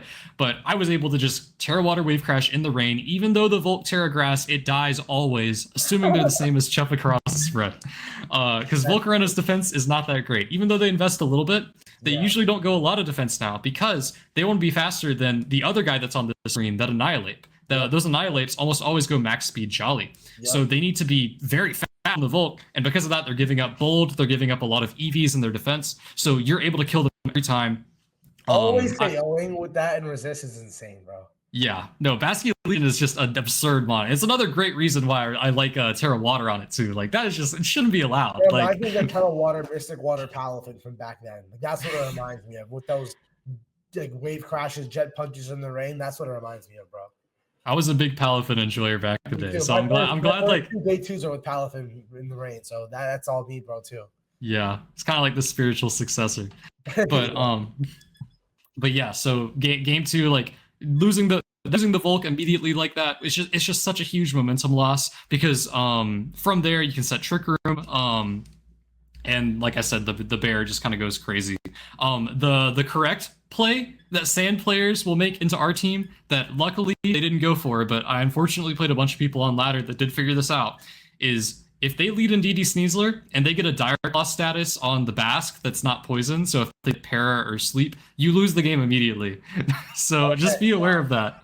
When you're playing, if they lead in DD Sneasler, like that's like, dude, that's like their own. That's like such a gamble for they have to go for. You know? It is, but they will win on the spot if they get it. Yeah. So you just gotta hope they don't figure that out, and if they do figure that out, you gotta hope they don't get it, and then you'll be fine. Yeah, that's hilarious. So I mean, you 2-0 them, I'm assuming, right? 2-0. Yeah, yeah. So now you have one match left. The winning end versus Jeremiah Paul. You guys have both climbed it back. They started 0-2, and they're like, wow, I'm going to do it. But there you were. There you were standing at him, looking at him dead in the eyes. And this is the team that he had. Coma O, Sand, Specs Kilowattrel, Incin Gus. So he has weather control. He has electric damage. He has the ground hate. Tell me your perspective on the team. Were you like licking your lips? Were you like, oh, shit? What? Tell me about what it's like to go from X2 winning 2 in a row. You're at the winning, and you're seeing the team. Bring me inside the mind of Dylan Matthews. What's happening right now? Well, I'd just seen the team a little bit before, and the reason why is I was actually talking with JP before pairings were released. So this was definitely my most cinematic match of the tournament because JP local of mine. He's a friend of mine, and he's someone I have a history with too. Back in I think it was Reg F, we went to 3 locals in one weekend, and that was back in the Raleigh area. We had like no locals nearby us, so we drove like 4 hours to the first one. We stayed at Riley's place. We went to 2 more, and in those 3 weekends, JP went to all those locals and was undefeated at all of them. Wow. He beat everyone he played, and he beat me 5 times. I lost to him twice in Swiss, and he knocked me out in cut each time. I got 2nd, 4th, and 2nd at those locals. Wow. Every time losing to JP. So I had a history with him, and I'd never beaten him in a set before. Wow. So like a scary last opponent. He also does always suck like playing against a friend too, because like you go in, friend who's always beating you. I'm like, bruh. But hey, it's an opportunity, bro. Like that's how you looked at it. This is right. Not AL. This is an opportunity for a huge dub, and that's what it was. So tell me now. You look at the team sheet across from JP. Okay, how do we feel? So I talked with Daniel a bit about like how we could approach this matchup beforehand. The Como can be really scary if it gets set up. So like that was a big priority, was just stopping that thing from setting up. A great way that we can stop it is with Incineroar, because it's notably not soundproof. So we're able to just taunt it and parting shot it, which is great. Stop it from clicking the Clanger's Souls and then just parting shot out. I noticed, I kind of like realized Trick Room is definitely got to be the way to go, because our Ursaluna is just like so effective into everything on this team that's not the Killer Rotral, and it still is into the Killer Rotral as long as like they don't Terra Ghost on you and you get the call right. Yeah. But that was definitely the main priority, is stop this Como from getting set up. So I recognize in Sinistcha that has to be the way. I can use Pelipper and Ursaluna in the back. You standard a lot. That's what I'm Yeah. No, that's the standard Trick Room guys to bring, because Peli, here it offers weather control. It's someone that I can Earthquake next to. And it's someone that can hit the Amoongus as well and give me a Tailwind out to set it in the end game. Yeah. But game 1, turn 1, the leads come out, and the only thing that I was very scared of with those two was for JP leading Kilowattrel, because if it gets that special attack boost, that +2 with the specs, it is doing real damage, and it creates this very frustrating 50-50 with my Sinistcha, because I'm Terra Water, so I can either not Terra, predicting them to T-Bolt, or I can Terra, predicting them to Air Slash, but if I get it wrong, I lose Sinistcha and I lose the game. Yeah. So I knew that going in, but I still wanted to stick to my game plan, stick to my guns. Yeah. So game 1, turn 1, I lead instant Sinistcha into JP's Incineroar and Como. So the plan is simple. We're happy with that. Yeah. So plan is simple. I'm gonna fight the Como, and I know I'm gonna be faster because I'm Max Jolly, and I'm gonna set Trick Room. So I fight the Como, and then my Sinistcha gets crit by knockoff and dies immediately. I'm assuming that it's Adam and Incin, because I think I can get there otherwise. That's but crazy. I lose the game on the spot. And that is like definitely a way to start my winning in for day 2. Yeah, that's oh my god, dude. Because I can't stop the Komodo. My Trick Room plan's up. I have this Ursaluna, but it's just taking way too much damage from Clanging Scales. Yeah. And I can't get the speed control. So, coming off of that game 1, I'm like, let's run it back. I think that would have gone differently if I got it off. So let's do it. Yeah. So game 2, I don't get crit this time, which is good. Nice. The leads are the same. Start. It plays out the exact same way. I fake out in Trick Room. And then from there, I immediately taunt the Komodo. Like, that is my priority number 1. Do not let this thing get set up. I'm able to taunt it. I'm able to parting shot out on it. And it's just not near scary anymore. And my Ursaluna is able to really do well in Trick Room. It was definitely a long set. It made it close because, Incineroar great at like slowing down the game, pivoting a lot, and making Bear's life, the Ursaluna's life, a little challenging, right? But I was able to win game 2 even after a really long set. Yeah. And then in game 3, I was like really, really thinking like, do I want to do the same thing? Because oftentimes players, when they lose, they'll adjust. It's like, is he gonna adjust? Because if he brings that Kilowattrel, it creates a very, very, very annoying 50-50. It gets really tough, yeah. Because it's Terra Ghost as well, so I can't just fake it out. You're giving him the boost, and he's gonna Terra Ghost on your face. Yeah, so it's just like, man, what do I do? And I was like, you know what? If the Kilowattrel comes out, I think the Komodo is still super valuable. I think it might come in the place of the T-Tar. So I think it's probably, like, if he does bring the Komodo out, which I expected him to. Yeah. I know he's a great player. I know he can make these adjustments. Yeah. I'm like, I think it'll come out. I think the T-Tar is not going to be there. That means I don't have to care as much about the Weather Ward. So I just led Pelipper Basculegion. And game 3, Pelipper Basque. He led the same thing, unfortunately, for me. Okay. Same exact 4. My call was wrong. I was just really scared of something that didn't come out. Because, if I had gotten that right, then the Basque can just, flip turn out on the Kilowattrel, eliminate it. Like, it's really super manageable. But that's not how it shook out. So I'm staring at the same leads. I'm like, I guess I can Tailwind to try and like get an edge here, but I wasn't feeling great about that Komodo because, like I said before, I really wanted to not get set up, and here it was getting set up. I don't have Wide Guard on the Pelipper, so it's just able to do Clanging Scales and do so much damage to my entire team. I'm able to get Trick Room up, which does make me faster than the Komodo and Tailwind, but then not after they set up a Clanger's Soul, which he did. That turn 1, tell me the moves that went down. So I'm pretty sure I turned out. I did flip turn out, and I set Tailwind. So I turned out on the Incineroar, and I tried to set Tailwind. Pretty sure I got faked out on the Pelipper. So I'd be wrong there. Why didn't you just go for like the Terra Water Wave Crash into the... So I'm -1, so notably that wouldn't go the Komodo, and I figured like if I get that wrong, and he just clicks Clanging Scales, I lose my Basque, I lose my like a lot of health on my Pelipper, and like I don't really gain a lot in return. And I wanted, the reason why is like because I'm going this Basque route and I've committed, I need this Basque to kill a lot of the Pokemon on this team, specifically that Tyranitar, because that's what came out in game 2 that I saw. So I'm like, I know I need to kill this thing later with the Basculegion. Okay, got it. So I was going to preserve it. I'm curious because like you mentioned the crazy damage rolls that it had. So I was curious, was that an avenue that you would go down? But yeah, continue. Yeah, definitely. I want to hear how you won this match, bro. So I'm able to eventually get Tailwind up, but my the Komodo is just doing way too much damage. I'm able to start doing things with Bear as well, but it comes down to I have 1 turn Tailwind left, and I've got Basculegion and Ursaluna, and he just protected. So I'm sitting in front of a Terra Flying Tyranitar and a Komodo that. I think it actually hadn't gotten a speed boost yet, so it was in range. Like, he just kept clicking Clanging Scales, which I think was super valid, because that really kept me on the back foot. It let him get the boost right away. It let him do a ton of damage. So I've got this last turn of Tailwind. I've got these 2 guys. I'm like, okay. I think the Incin was alive because it pivoted out, but he had 3 left, and those were his 2 up front. It was the Terra Flying Tyranitar and the Komodo that I just protected. So I'm like, this is my last turn. I got to make it count. I know I've probably lost the game, though, because... both my guys were super low. If this T-Tar gets a move off, then it can kill both with Rock Slide. If this Komodo gets a move off, then it can kill both the Clanging Scales. So I just, I was like, I pray for a crit. So I Terra Water Wave Crash the Tyranitar, I Facaded the Komodo, and crit him back. So I was able to remove the Tyranitar and just win the game from there. Because he only had Incineroar left. And I had these 2 guys that could both KO it. So not the cleanest set for sure. Oh my god! The luck ended up evening out in the end because I got crit right away, but then I crit him to end the set. So that was my first set win versus JP, and I made it into day 2. But what? Oh my god! On the turn, you literally needed to get the crit. You got it. That is crazy. What was it like in that moment? What was that moment like for you?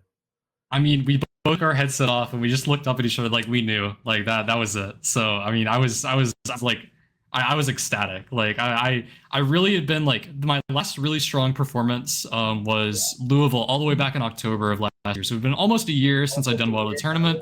I also hadn't been to a lot of tournaments, so I wanted nothing more than to like, get back into the driver's seat, start my season off strong. And I was like, this is really how it's going to end. I'm about to lose. I'm about to, not get that many points. I'm still going to get probably, but just being able to get that off was just a huge sigh of relief. It must have felt like the world was lifted off your shoulders like that. Yeah. I couldn't even imagine. And my set was also like going pretty long, right? So I would turn around and see my friends there, and that was like the best part is that we were all like, except for Daniel, he'd already locked up his day 2, but my friend Joey, my friend Riley, they were on their winning ends for day 2. So you just be turning around, seeing all 3 of them all like stoked because they made day 2, and knowing that I made it too. Like we've been going to tournaments for a long time, but being in the moment with all 4 of us seeing day 2 was like so cool. We did, yeah. And like 3 of the same team too. Like it was just, man. Bro, that is so awesome. And it happening in that dramatic of a fashion, like that's literally a movie. It's literally a movie. Yeah. I mean, we knew going in there was probably going to be a team kill this round because we knew so many people, so many of our locals at 5-2. It's like it was bound to happen. It was me, but I'm glad it shook out the way it did. Hey, and you clutched it, bro. I'm like, now we're going into the latter half, and bro, it just kept going. It kept going. It kept going. And now you made day 2. How are you feeling before going? Like, what's the mindset looking like going into this now? So we went out. We got a really nice dinner. We went to an Indian place. It was pretty good. They had like just opened, I think, a week ago. Oh wow. So we were all like very excited. But I really just my main goal as soon as I get on day 1, it's like go, get dinner, get back to the hotel room, because if teams are released, I want that time to prep. I want that time to like look at the other day 2 teams in the field. But more importantly, I want sleep. And like I know that like a lot of players talk about how like they don't sleep at all like the night before a tournament. And like I never sleep great the night before a tournament, but I always try to. I always try and get as much as I can. It's like you got to do everything you can to try and succeed in day 2 when you're in that situation. Yeah. I never play any showdown the day before because I think that can always there's some value in running lines, but I think it's much better if you're with people, if you're with friends, especially on the same team, just to talk about games. Yeah, so that's what we did. We got guys playing the same team, bro. Yeah. I mean, Joey had switched to a Dozo team last minute, but 3 of us were on the same team, so we were all fortunate enough to be able to talk about like lines together. But so we're all back in the hotel room, and we go over lines once the day 2 teams are out, and then we realize that we're not great into a lot of these. Like a lot of stuff was really scaring us, but I was just kind of like, well, guess we just can't play them, or just don't play some of these really scary teams.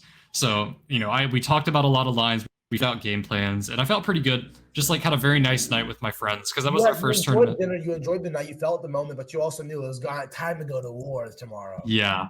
And that's what it was, dude. You're round 1. You're pulling into the 0.1% man himself, bro. The stud Justin Knox from Indiana had an insane day 1 as well. Also kicked ass. Had a tough day 2, but you put him on that path. And you were playing against this team. I actually played against this in the GC against Michael Kelsch. He was running his team in the Global Challenge. When I beat him, he was 18-12. He was really high. And then I noticed in Frankfurt, this was a common team. So what was this like? I know you mentioned the Sinistcha, just life doing. But tell me more about this round. To start off your day 2, you go into the venue.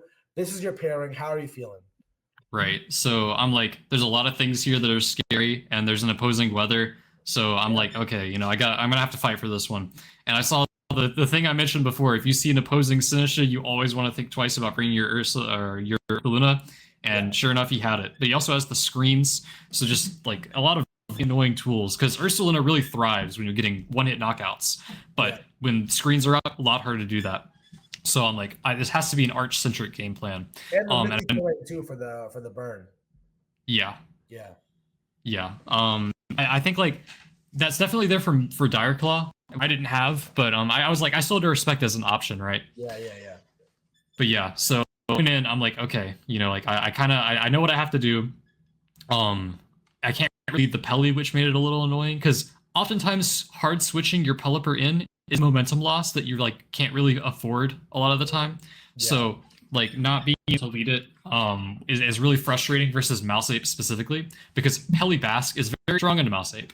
And thankfully this was not a Sash mouse hold, so I could kill it with Basque easily. The Annihilape is notably Terra Water, but that does get pinned by Electroshot, so I was just confident it has the Arch. So game 1, I lead the Sinistcha Basculegion angle at the top 4. I knew that I had to, kind of create this unkillable Arch, but also I had to preserve my Basque. The Basque is a hugely important piece in this matchup because it hits so many of these things. It hits the Ursaluna, it hits the Tyranitar. You can last respect the Sinistcha. It kills the Mousehold and outspeeds it. I know that's the game plan. I know that's what I have to do. And I believe he actually doesn't lead the mouse. I think he led Klefki and Annihilate. So I'm able to just I try and just start blowing things up right out the game. Like I know this Klefki is going to be setting screens. So I'm pretty sure game 1 I just switched to Pelipper, Terra Water Wave crashed it, got rid of it. But the T-Tar was able to come in, reset my sand. So it's just kind of a bit of a momentum loss, especially because the T-Tar is sashed, so you can't just wave crash it. Yeah. But I'm able to like pull it back. I'm able to preserve my Arch really, and my Arch was what kind of carried me. But the Basque is like the main guy to get AOs. You gotta just take away resources in the beginning before he can, and then if you can do that, typically you'll be in a good spot. Into screens teams, you really just want to like blow them up as soon as they set like 1, right? Because like it's a big momentum loss for them. Like sometimes trading a screen for a Mon's worth it, but usually I would say it's not. So like just being able to like immediately blow something up is super impactful, super important. And it's just a matter of making sure the Annihilate can't do what it wants to. Yeah. But and then in the game 2, I was like, I think like he's gonna be a little more careful with the Tar here. I'm gonna make sure to not because actually I'm not even sure if it came out. I think it did actually come out in game 1. He didn't bring the Sinistcha, so I was considering bringing the Ursaluna. A little bit. Yeah. I was considering bringing the Ursa, but like I ended up deciding against it. Just because I thought like the like if it does come really bad, and like I still won game 1, so I'll adjust later if need be. Yeah. But so game 2 was definitely the Sinistcha story. Like I was like I don't want to switch my Peli this time because it created a bit of a momentum loss that I had to play around. So I just started to click Matcha Gotcha, and I'm like, this is going to be my prerogative this game. I'm not going to hit the Annihilate, so it's not going to be too scary with its like 50 base power Rage Fist. I'm just going to Matcha Gotcha over and over again. I guess that is actually hitting the Annihilate. But I was like, I have a chance to burn. I'm forcing it to not Terra. I'm still threatening a lot of damage on it, so I think it's fine. And I was able to get a very lucky crit that won me game 2. Wow. Which we take those you're sometimes. On fire, bro. You're on fire. Yeah. But it was I believe it was into the Ursaluna Blood Moon, which came in like behind screens as an AV, so getting crit on that guy, not great. That's huge. And you get all the health back too, like that's huge. Yeah. So it was just another matter of preserving the Basque. I think game 2 I definitely played a lot more sloppily, but ended up being fine. I obviously in large part because of the crit, but I was also able to preserve my, I'd say, a lot better than game 2. Yeah. Or again, the game 1. Yeah, I mean, hey, you got the dub. You took advantage. Rain beat Sand. You did the offensive combination with just like really bulky pieces, and it worked. And again, you keep going, and again, now you have to play against a very similar team that beat you in day 1, but it doesn't have the Hydreigon. So, right. And notably, it doesn't have the Ursaluna either. So I saw this team. I was like, oh, this is just a P2 Ursa build. But I looked at it more like the Andrew Yang team, I think, right? Very similar. Team. It's similar to Andrew Zhang's team. Yeah. Andrew Zhang. I think he I forget who he had over the Dragonite, but I don't think he was there originally. But was it Garchomp? It might have been. I don't know. Yes, but it's basically just P2 Goldingo balance. But the big scary parts are not here. The Hydreigon, obviously. And I'm just like, okay, I can like probably just win with Ursaluna. And also this was notably an up pair, so I was X2 and Tim was 1. Oh wow! So wow, there you go. It's always scary being in that situation because their tournament life is not on the line, but yours is. So like you're the one who's pressured right here. Yeah. But I'm able to just go with the instance lead that I talked about. He was able to lead Goldingo, like making the Goldingo Among Us lead is one of the scarier things they can do into that. Yeah. And that's what he did. Very smart. But I just kind of clicked Knockoff and Machagacha because it's like I said before, Machagacha is very good for pins, and this is one of them. Because if the Goldingo Terra waters, it's then weak to the Matcha, but if they don't Terra water, they're taking a lot of damage from Knockoff. Yeah. So I believe he Terra'd, but like just being able to click Punch even through Pollen Puffs, like the Goldingo was just I just made it my immediate goal was just remove it, and I was able to get rid of it and win and Trick Room with the bear. And then in game 2, I think I was a little more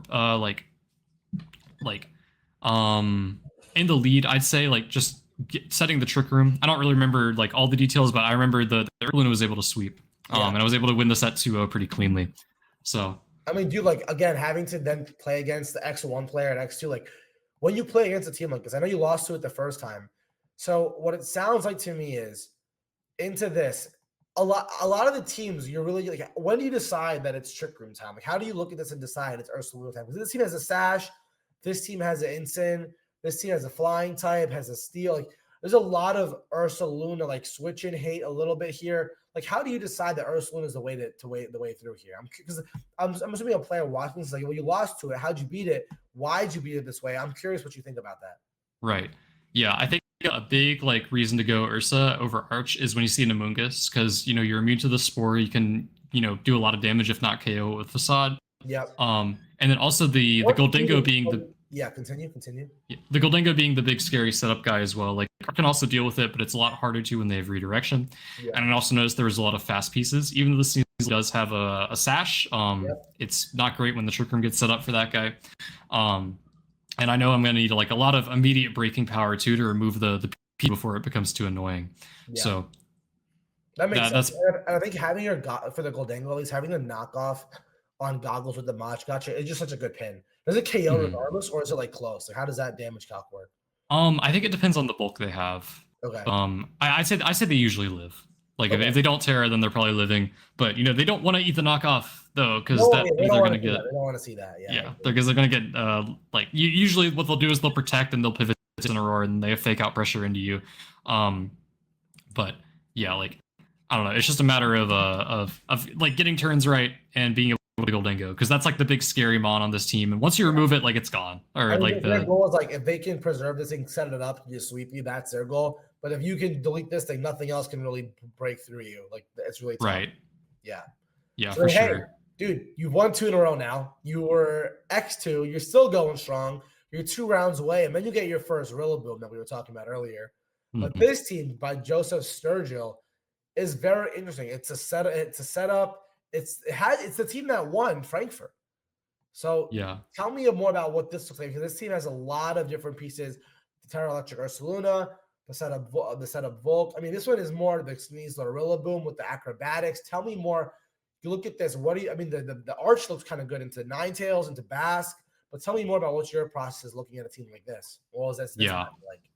So it is very similar to the Frankfurt winning team. Yeah. But, I kind of saw it. I'm like, this is just the Frankfurt team, but without a lot of guys that made the Frankfurt team really scary. Yeah. Because it's Volcarona and Basculegion over the Incineroar and Goldingo. So like I mentioned before, Goldingo can be really scary for our team, but this one is not here.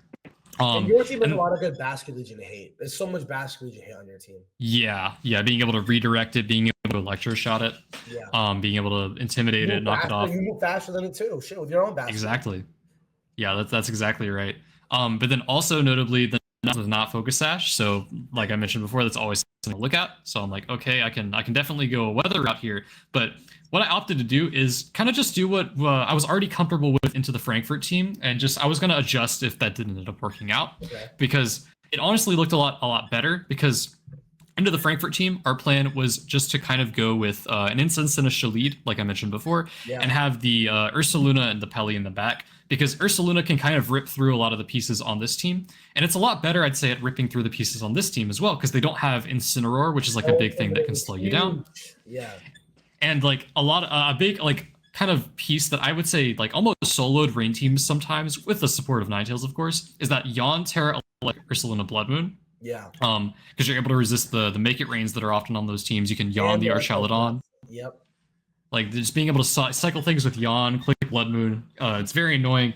But Ursaluna, if they tear Electric, all of a sudden they're very scared of our Ursaluna. So by leading the Sinistcha, not only are you threatening the Trick Room, but you're also able to click Gacha. And like a lot of times in practice playing against this team, like they would lead Dingo and its Scarf, so they would trick me the Choice Scarf. I would just keep clicking Matcha Gacha the entire game. It's like I'm fine with this. I'm fast now. I'm clicking Matcha. Like, and if you force out the Terra, then all of a sudden it dies to a lot more things.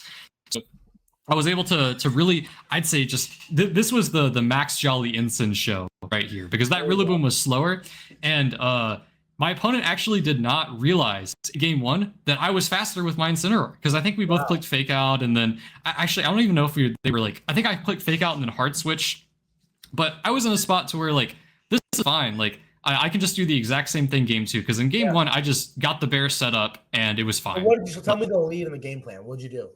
I went instant Sinistcha, and I was able to, I think game, I forget the exact leads, but I was able to parting shot out. The big scary thing for this team into a lot of the metagame is the SD Sneasler, but that's actually not like a huge problem for us. Yeah, because you're chilling. Yeah, exactly. So like it's super fast, yeah, but like it's not, it's not as scary, especially after we intimidate it, and it's just too slow to get going with like all the ways that we have to try and beat it. Yeah. So game 1 was like I think both games he went for the Volcarona, try and get that guy set up. But the issue with going that route is that it just dies in the Trick Room. Like you get a Trick Room off, you can just facade through it. Volcarona is just Ursaluna food. It's just it'll and even with Incineroar, it's not even great. Like it's tough.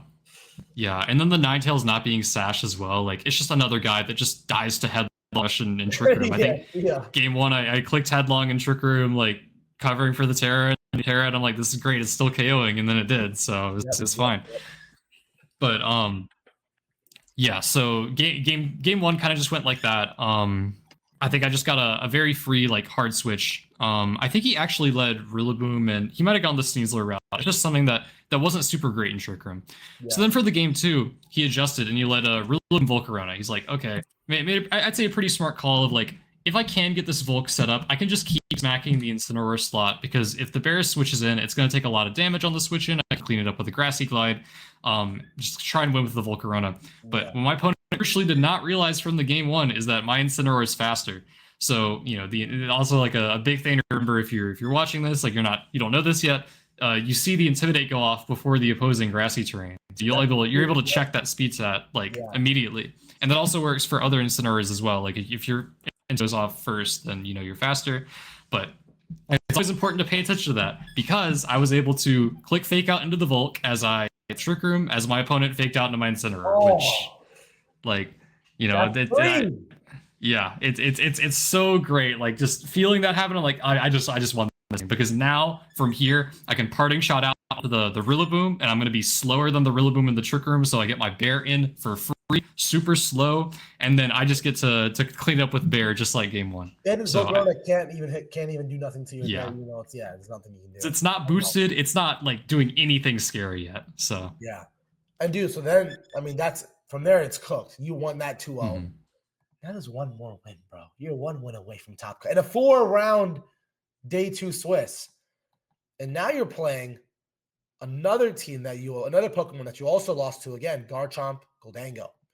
You already lost to Garchomp, Goldango in the past with Incineroar. Now you're playing it again, but on a different kind of team. Whimsicott, hyper offense, almost tailwind. I see Choice Specs. I see Ape. I see Life Orb Chomp. I see Whimsicott. There's a lot going on here. Tell me how you look at a matchup like this. Again, my brain goes, so this is kind of great for Ursaluna if you can get it up. However, he has some tools that might be able to prevent that. I like this taunt. So this is a weird spot. I'm sure he led the Whimsicott. Maybe I'm wrong. But tell me, maybe it was like a Goldango incident. I don't know. Tell me about this matchup. How are you feeling? What did you do? Right. So I was not happy when I saw this, because whenever I see a Whimsicott, like a tailwind team like this, I'm like, okay, obviously Ursaluna seems like a good choice. But then that taunt on the Whimsicott that just throws everything like out of balance, because they get that off for free into your Sinistcha. They stop you from setting up the trigger, and it can be very scary. But I still kind of like I felt like a lot of the leads that I could have made to stop them from doing that would have also been bad into the anti-rain stuff that I talked about before. He's got coaching with Dragonite, to where you can just scale shot and remove the power immediately. A lot of scary things on this team, and I was not happy to be seeing it. Samuel also just a very phenomenal player. This was actually his first Masters tournament. Rising seniors player. So awesome. It's super cool to meet him and like learn his story, because I also started playing as a senior back in 2018. Oh, okay. So you were, it was kind of like seeing your past you version a little bit. A little bit, yeah, for sure. But yeah, so like it's a big deal, bro. It's a winning in for a cut. How like what is going on in your head right now when you're going through this? I've been on winning in one other time, and I couldn't stop thinking that time, because I was at Louisville, and it was versus Wolf, and I feel like I just did not play it like I should have. It was the 8-2 round, and I just fell short of cut. Yeah. So I really wanted nothing more than to make up for that. Yeah. But I could not think about like how to approach this matchup. Like I talked to Daniel about it, but I felt anything that I thought of lost to some other lead that might come out. So going in, I'm like, okay, I'm gonna make a call. I'm gonna think my opponent sees the rain stuff, and they're gonna go the Annihilate Dragonite. And I was right about that. So I got the Sinistcha lead. I was able to, like I said, I boost the Annihilate, but I still get the Trick Room up. But unfortunately, my opponent is able to, with all the tools he has, stall out the Trick Room turns, get the Incinen, the Terra Grass, I think, came out on an important turn, lowering the attack, like slowing the Ursaluna down. And I kind of felt game one. And then in game two, I kept that way. Yeah. Well, again, in both your winning ends, you lost game one. So again, tell me more about like how you're feeling and how you're thinking of approaching game two, because this is a part a lot of people don't hear about, and I feel like the value in this is a lot. So how do you go from losing now to resetting to planning? Like, what is that process between game one and game two into turn one of game two? Right. I think it's really important to spend time thinking about like when you know you're gonna lose game one, like think about how you're gonna adjust in game two. Yeah. And for me, like I just was very like there's a lot of external things going on, a lot of like thoughts going through my head, and I recognized like looking back, like I just wasn't doing the thing that I said I was going to do, which is just only focus on the game in front of me, lock everything else out, lock in, exactly. But because of that, I was like coming up on the team preview timer, ticking down. I'm just not sure how to adjust. Like, what do I do? How do I change it up? Because I'm thinking my opponent might change it up now. They might go the taunt route, which would just be very, very bad for me. If they lead, like, I don't know, Whimsicott Glingo, it's pretty catastrophic into the Sinistcha lead. Yeah. But at the same time, they just won game one going the game plan from before with the Dragonite Annihilate. It's very bad if they get the beat up off. So I'm thinking, and I'm kind of floundering around, and ended up doing the same thing. And I was able to win game two, thankfully, because he missed Scale Shot, and because of that, I had a little more health left. Like it played out almost the exact same way, but because of that crucial Scale Shot miss, I was able to pull it back. I was able to get the win. Which dude, it doesn't. Let's get some plot armor, bro. This tournament, bro. All your winning ends, bro. These big, you have some plot. It's huge. I mean, like what I'll say is like every player that goes on a run needs a little bit of luck on their side. You need a little bit. You do. And dude, you freaking let's go. I mean, again, Scale Shot's supposed to miss sometimes, right? Moves are supposed to miss. So it missed at a good time, which is great for you. Yeah. And it's another reason why I'm probably never going to run Dragonite. Because you are kind of signing up for that, unfortunately. Because there were a lot of Scale Shots clicked over that set. Like one of them's going to miss eventually, and all I needed was the one. But then in game three, I'm not going to repeat the mistakes of game two. I recognize that I still had a bad game plan. It didn't work out the way I wanted. So this time I'm gonna adjust, and I finally figured out what the adjustment was, and it was my tried and true Basculegion Sinistcha lead with Pelipper and Ursaluna in the back. Walk me through it. Tell me about it. The reason why I think that works is because I can switch in the ability, like I said, to blow up the Annihilate. It's Terra Fire, so they can't resist Wave Crash, so I just get to get rid of it. It's like if they leave the taunt stuff, then I can force out the Tailwind. The Glingo notably doesn't have Thunderbolt, so I can Terra Water and pretty much always live whatever attack it throws at my Basculegion, blow up the Glingo, and then from there, even if they have Trick Room up, from there I can adjust and or Tailwind up. I can match my own match their Tailwind with a Tailwind of my own, I have a lot of options to kind of like proceed from there. Yeah. So in game 3, they end up doing, I believe, the same thing with the Annihilate Dragonite lead, and I'm able to just go like on a tear from there because that lead is very bad in task stuff. I'm able to just blow up the Annihilate. I'm able to like blow up whatever's in the back, and Trick Room goes up, and I win much more confidently than I did than I did game 2. Yeah, so, which is electric, first of all. So congrats. I mean, that's a huge win. And then I'm looking at it, I'm just like, you just found yourself in the top cut, bro. I did. And like I like after that, like walking back with the match slip, I think was like the most like stoked, like hyped I've ever been in a tournament. Like I was so proud of myself. I was so proud of like how I got here, like being 3-2 and then winning so many in a row to make it all the way into cut. I was so proud of myself. You won 7 rounds in a row, bro. 7. Yeah. And but then let's just say that. Yeah, no, I didn't. But then I was even more stoked because I found out that Daniel had also made top cut. So he came in a day 2 at X1. He'd lost one like kind of early, I think, but he was also able to pull it back and make cut. So I was so stoked to be there, but I was also so happy to be there with one of my best friends. Yeah, so you and your best friend in it together, bro, with the same team. Like that is a cool ass moment, I'm sure. Yeah, like I was so glad that like I finally got a result that paid off. Like I finally was able to make it like deep. Like this was my goal for a really long time, and I wanted to start this season off strong. And this is like one of the best ways I do it. So from here, it's just like all I need to do is lock in and on my last few sets, and hope that I don't play Daniel. Which I think we looked at the bracket, we realized we were on opposite sides. So we're like, if we are playing, we're gonna meet in finals. So hopefully we meet if we do. But and hey, I mean, this player again, you're playing against this player named Zachary Weed, another good player. Beat some pretty strong players like Kalen, like Dawe. Lost to Justin Tang, but beat some other good players here. And now you're playing against a good old tried and true King Gambit, Volcarona setup balance. Like that's what you were playing against. I'm sure you've definitely practiced against this team. Tell me for sure. This matchup is scary, and I think this matchup, like the way that you have to respond, the way you have to play it, isn't like any other team. Like so.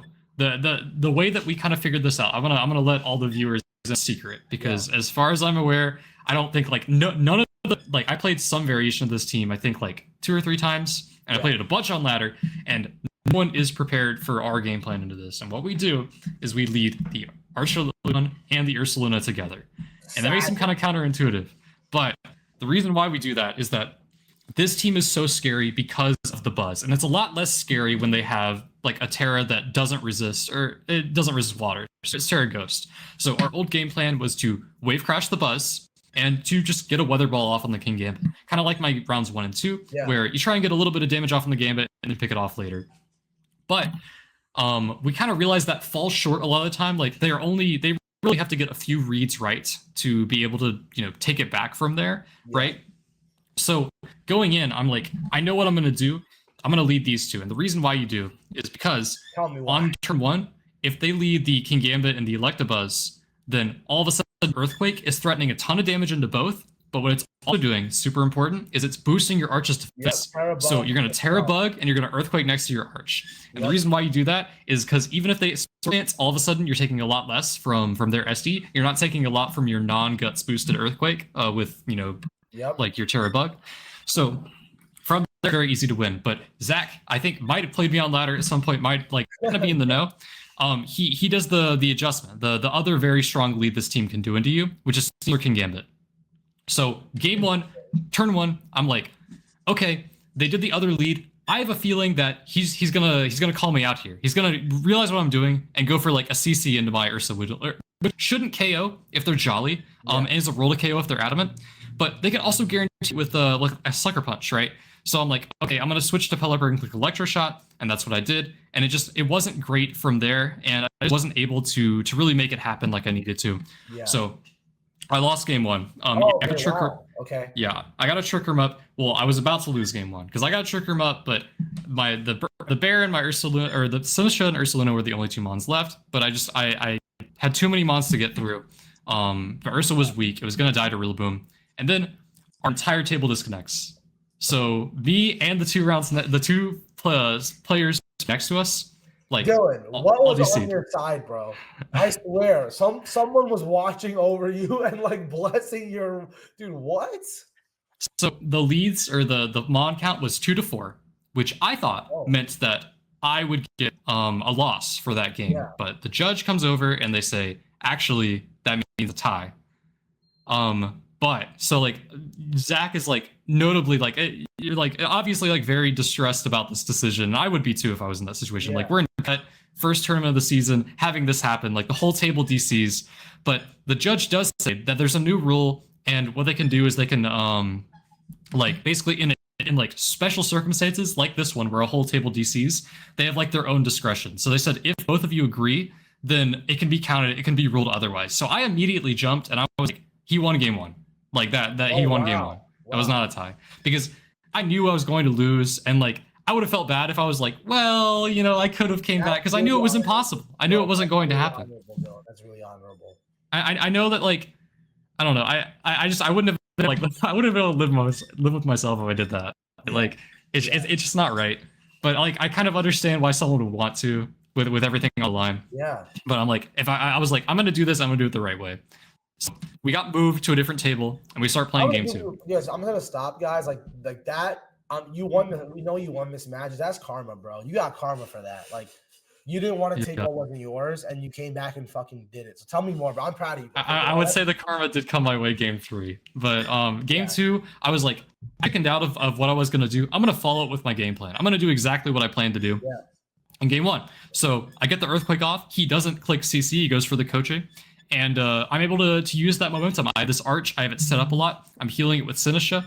Like the goal in this matchup, really, you want to create this unkillable monster, and you want to also have that trigger function because, in addition to most like games, you're not having the the Ursa, but here you do.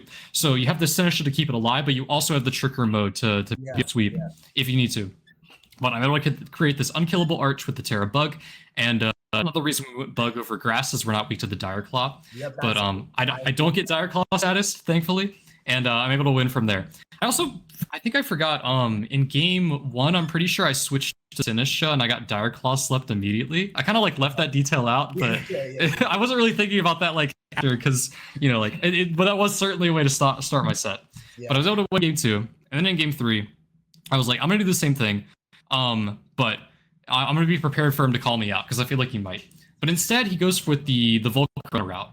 And I wasn't super like convinced that the Volk was going to put in a lot of work, but it actually kind of did because he had the redirection support for it. It was able to do a lot of damage. It was able to kind of like put my back against the wall.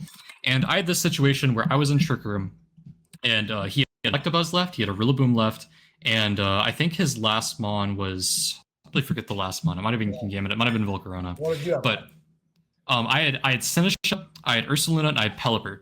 Okay. And the Trick Room was up. My Peli was or I think that the Trick Room wasn't up because I was taunted. So the Rillaboom's there, it's faster. The Electabuzz is there, it's faster. So what I'm doing is like, okay, my game plan here is I full health Ursaluna in the back.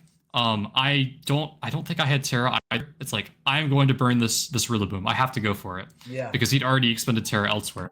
So I knew I was going to get taunted. I protected with Peli, and I click Machigacha as I get taunted, of course. But I'm clicking Machigacha. I click it 3 times. I get a double on Pelipper, and I get the burn on the Ursaluna, and then the Rillaboom. And then from there, my Ursaluna cannot die to the Woodhammer anymore. So I'm able to just clean up in the end game. That is so. So I mean, you got three tries. You said, right? Because you had the double protect. Yeah, I got 3 tries, but the third try where I hit the burn was like on the double protect turn, so I still would have, potentially had a triple, probably not, but I would have had like the turn where my Peli died. I would have had another turn where the Ursaluna protected. So like it's kind of inevitable to happen because the Sinistcha is not really threatened by the Rillaboom or the Electabuzz. Yeah. So like it can just kind of sit there and go for that. You're gonna keep ripping it until you got it. Yeah, and it's like I'm also healing like a crazy amount for Machigacha because I'm just chipping down this Electabuzz. Like I killed this Electabuzz with my Sinistcha alone. Like I was able to just Machigacha it a bunch and get there. Yeah. But that was my top 16. And you went from a disconnect that you could have stolen, and you won it the right way. First of all, it's awesome. Then you're playing against my friend who I was staying with in my Airbnb, Mr. Rushil Thakkar, the GOAT, my brother, and you took him out. Tell me how you did it. Yeah, so it was really just the same way as before, but this time because it doesn't look like the most similar team, but it's still a King Gambit balance team. It's still a Rillaboom team. This one does notably have the Ninetales, so just another thing to keep thinking about. You were saying. Yeah, but no Sash, so easy to remove with Arch. But they can do the same thing I talked about before, where they lead Magmar and King Gambit, and you just Earthquake, set up your Arch. Forgive me, I may get the leads like not 100%, but notably there's no coaching on this Sneasler. So my EQ plan from before is much more like is much like easier to pull off, I'd say. Yeah. So yeah. I think in game 1 he led Magmar King Gambit. I could be wrong about that, but I'm pretty sure it did. And that is just like food for the Terra Bug self Earthquake thing, especially when your opponent doesn't expect it, right? Because if like thinking in Rushil's shoes here, like I'm threatening a Headlong Rush to just KO the King Gambit immediately. I'm threatening, a lot of damage to the Magmar. So like he didn't go for the Heat Wave, thankfully. I was able to just self-Earthquake, get a bunch of damage off onto both. I think there might have been a switch to kind of weaken it. I was fine with that because I have this Arch, I have it getting set up, and I'm able to just kind of win the game from there because this King Gambit took a bunch of damage, and now I can just kill it later. Yeah.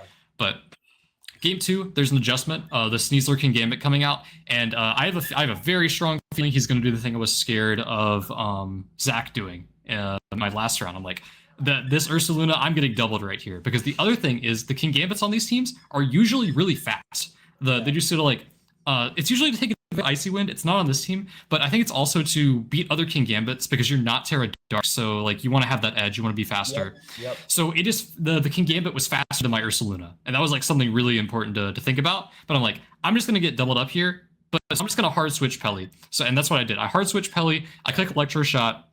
And I'm able to just get a big hit off on the King Gambit as the King Gambit and the Sneasler double up the Peli. So Peli goes down. I get a ton of damage off on it. I bait out the Terra as well, so I could follow up with a Dragon Pulse.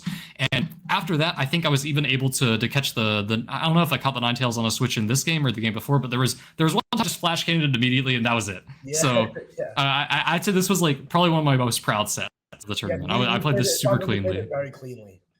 Yeah, and it was not an easy matchup either, so I'm glad I was able to pull it out. The tech worked, bro. That tech you've been waiting on all tournament actually showed up when it mattered most, which is sick. Mm-hmm. And then you're in top 4. You're on stream. Right. And this is where your tournament does unfortunately end. But hey, you made top 4. However, you're playing against maybe the team of the tournament that everyone's talking about. You're playing against the Hariyama, the Primarina, the heat-proof Sinistcha. Tell me everything that happened. We could actually even look here and click and then look at it this way if you want. Yeah. So I think the reason why I fell short here is probably the reason why a lot of players fell short against Matt. Is that very, very nice guy we were talking before the match, and it was my first time on stream, so I was I was nervous there. Like I think I was still able to more or less block everything out, which was again my goal for the weekend. Just try and focus on the game in front of me, block everything out. So like I was kind of just in the zone, like trying to think about the external pressures as much as least possible. But man, this is a crazy team, and I think the reason why I fell short here, and is probably the reason why a lot of other players fell short against him, is like I didn't really know my lines. Like I didn't practice against Hariyama, like and like Key-Proof Sinistcha and all these crazy sets. It's just like I don't know. But what I did see is that this looks pretty wave crashable. Like there's not a lot of things that can take the wave crash hit. Yeah. So like I'm thinking, okay, Peli Basque seems pretty solid. So the game 1, I go the Peli Basque. I'm able to he leads the Hariyama and the Sinistcha. So I'm like, okay, I'm gonna try and blow everything up. But what I kind of failed to respect enough, I'd say, is this Primarina in the Trick Room, because demon on stream. That shit did so much damage to everything. It's like I protected on Breakout, I killed the Hariyama immediately, but what that allows is the Prim to come in for free. Mm-hmm. So Trick Room, and then all of a sudden it can start clicking Calm Mind and get set up. But my answer to that was to have my Arch, because the Arch quad resist Matcha Gotcha. Yep. Like it's pretty good at walling it, I'd say. So I have this Arch switching in, but it's still taking from the Prim. And I lose game 1 just because I let it do too much in Trick Room. Yeah. So I'm thinking more for game 2, and like I can't, like I really can't shake like the feeling of I feel like my adjustment's gonna like not work out like I planned. I couldn't really think of a good adjustment that I was happy with. Yeah. So I was like, I'll just go the same thing. And hopefully Matt will adjust into something that, I can count for better. Yeah. Maybe if I get the arch in faster, it'll be fine. But then in game 2, he went for a completely different route. I believe he led the Volk and the King Gambit. Maybe the Volk and the Arch. We can check the exact 6, but it wasn't the Trick Room. And crucially, I was able to just the Volk and the Arch. So I was able to just start clicking Wave Crash into a lot of things and that Tailwind. So like I think I flip turned on the Volt turn 1. I maybe misremember. We can watch it back real quick. But really the name of the game for this game too was just set Tailwind, kill everything. Because I have this Basque that's putting out a ton of damage. I have the Arch doing a ton of damage with Electroshot. I have the ability to help pin things like the Sinistcha. So I'd say like for like just off of lead, I was already immediately super favored. Like just immediately in. Yeah. So you go for the Terra Water. Mm-hmm. And then on this turn, you go for the flip turn. Was he happy? Was he happy you did that? He looked like he did something. Oh no, he didn't. Okay. So you flip turn out, and then you go into. Yeah, I think I go into my own Arch and I set Tailwind. Yep. And notably, like it's power Herb Arch, so it's taking a lot more from mine than mine is from him because I have the Assault Vest. My Peli takes an Electroshot, but that's fine because I get the Tailwind up. Really, like what was nice about that play is even if he like Terra Steeled the Volk, because we know that Wave Crash kills Terra Grass, like it's gonna drop to the Terra Water flip turn. So that guaranteed me the Tailwind and it guaranteed my Basque to come in for later. And then just player like very safe turn. It was a very safe turn you can go for. It was. Yeah. And like from there, just like I had so much breaking power into like everything on his team with these two in Tailwind alone, but also with the Terra Water Basque in the back and the Sinistcha to help like keep everything alive, do redirect. So like I'd say the game 2 was probably already won on turn 2. Yeah. But yeah. Because his Terra wasn't even protecting the Sinistcha. It was not enough. It was not enough, right? Right. Yeah. So you got the good chip off there, and you won. Okay, so now we're on game 3. So now what are we thinking here? Yeah, I'm thinking you're locked in, my boy.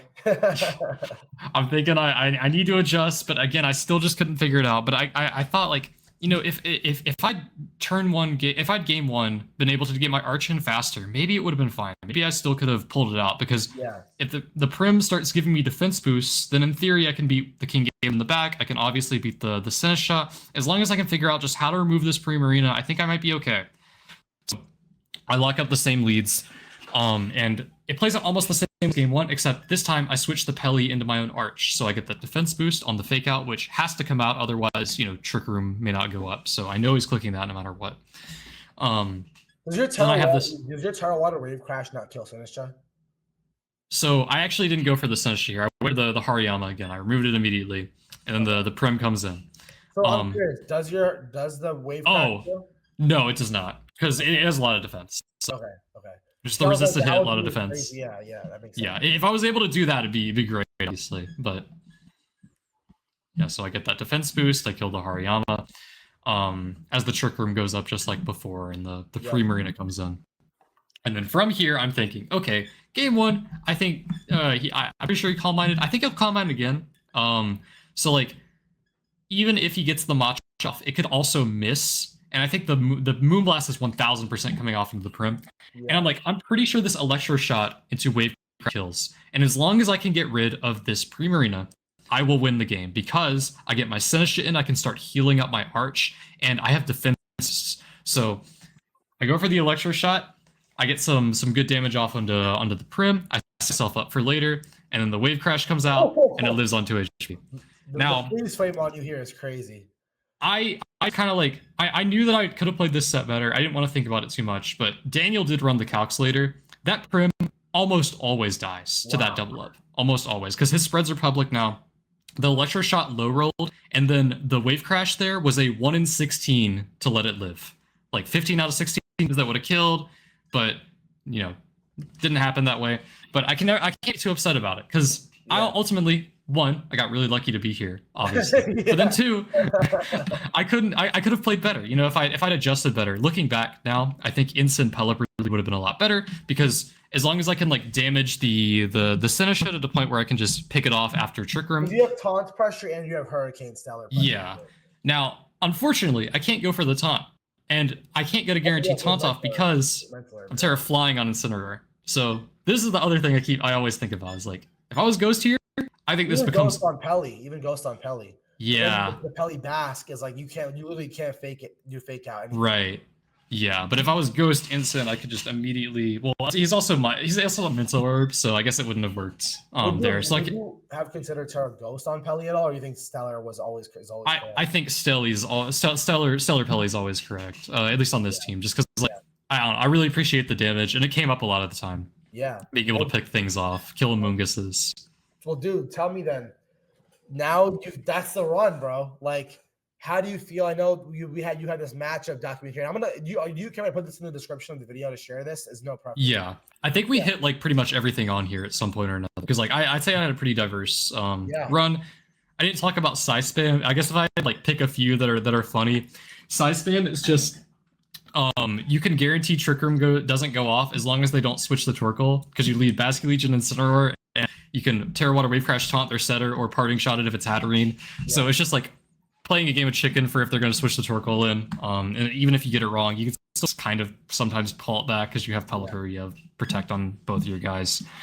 Talked about the Frankfurt team, talked about I think the Buzz Blood Moon stuff is a little outdated. Talked about Volk balance. I think Doug is like probably the main like big team that I didn't play. That is like super common. It's at the very top.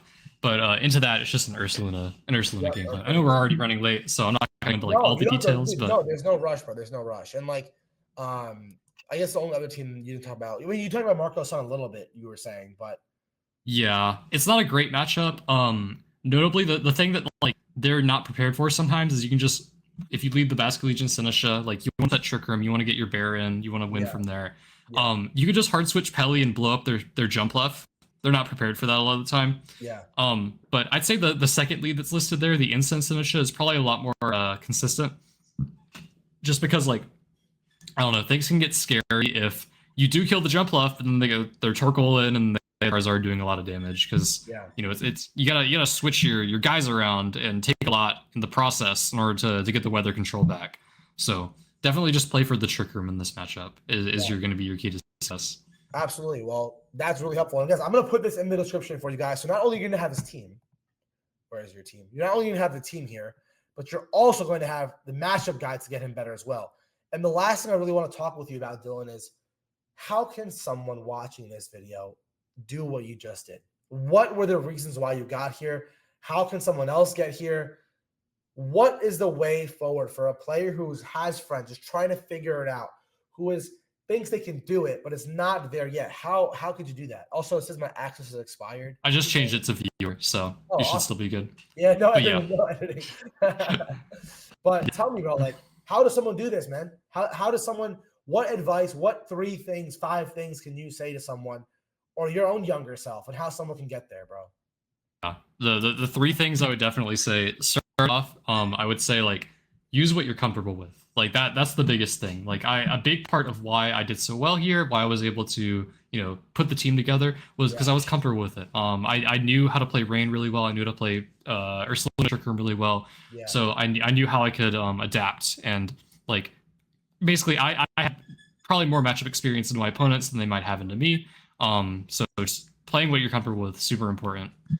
The other thing I would say is when you're building, don't be afraid to steal teams. Like it's like probably the biggest pitfall that newer players fall into, and one that I fell into a lot too, is it's like you come in, you have all these options, and you think, okay, well, I can just be more creative and do well. And like I like a lot of the things people know about VGC that like they may not be like super into VGC, but they've heard of. It's like, oh well, Pachirisu won Worlds. It's like, the reason why it won Worlds is because it was the Mon for the team. Like, you should be trying to find the Mon for your team and not find the team for your Mon. If you're going to build around something, make sure it's good, make sure it's strong. Find the Mon for your team, not the team for your. That's a free. Put that on a t-shirt, right? It's a stolen bar, but yeah, no, it is a bar nonetheless. Yeah. But no, like, don't be afraid to steal teams, because ultimately this was just kind of a stolen team. Like, we made some important changes, notably Flash Cannon over Snarl. I'm so glad I had that. Yeah. But like, it's okay to do something very similar to what other people have been doing. Just make small adjustments as necessary, but it's important to like identify things that are doing well, that you know are going to do well, that you know you can succeed with, and just get good with it. Yeah, is my biggest advice for someone starting out. And then also, my third thing, I've been repeating it a lot through this. I stole this one from Wolf. I'll proudly say that. Yeah. Focus on the game in front of you. When you're playing in a tournament, there's so many things you can be thinking about that are not relevant to like you right now. Like even like kind of recent tournaments, I've caught myself like during a set thinking like, okay, if I win this set, I'll get 9 packs. That's cool. It's just like, yeah, but like that doesn't matter for the set. Like, you're, wanting the packs more is not going to make you win the set. Like you're gonna have to I think if the player who wanted it more always won, I think you'd be the world champion, Darsh. But yeah. yeah, like that's not always how it goes. Like you gotta like really focus and dial in and try and like think about like what you would do if you were your opponent, and like adjust from there. Like it's very easy to get caught up in the moment thinking, okay, like if I lose this, I'm out of contention. Like I had to deal with that thought all day during the entire tournament, all of day 1, all of day 2, all of cut. Like ever since round 5, I was on the brink of elimination. So if I had been like getting like in my head about if I lose, I'm out, then I wouldn't have done as well. Like just, it's important to be able to block everything else out. Like you are playing a game of Pokemon. You've done this hundreds of times. Like I think I had 200 best of 3s and like 50 something best of 1s leading up into the prep. Obviously, like that goes without saying. You don't need me to tell you that. Like you got to play the game to be good at Pokemon. You gotta prepare, man. You gotta prepare. But like you just gotta the more you play, the more comfortable you be, the more easy it will be to be in these situations where like, okay, this is just routine. Like I'm doing business as usual. Like just play it out. It's like driving a car. You drive your Honda 10 times, but then you go to a race with like a Ford versus you're racing against the guy who's ridden the, whatever car for 10 weeks. The odds your car better than he knows his car, to beat him in his car versus you, it's very unlikely. You can have a better objective car, but that doesn't matter. It matters how well can you use your team against everyone else using theirs. And if you know your language better than they know their language, you're gonna win. And I completely agree. Comfort is the most important thing. That's why comfort also makes your prep better, because prep compounds more the more experience you already have. It's like everything else, right?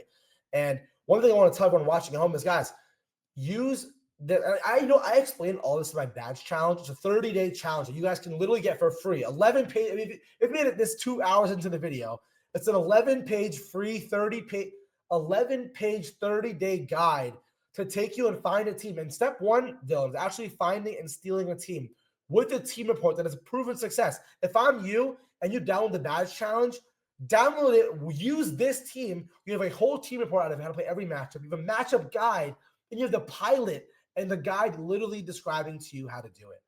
I think if you do that, again, it feeds into what you're saying is it gives you good prep with comfort, and it allows you to take a stolen team and use that combined to go and have a high chance at succeeding and ending up where you were in top 4, bro. Yeah, for sure. I think it's just like important to play what you're comfortable with, and like everything you just said. Just like lock in, be focused. Yeah. And also don't be afraid to steal a team. Like that, just to wrap everything up. Like that those are like the big takeaways, I'd say. I mean, Dylan, it sounds like you have the McPhee mentality, bro. That's what that mentality is, bro. Is that true? I mean, I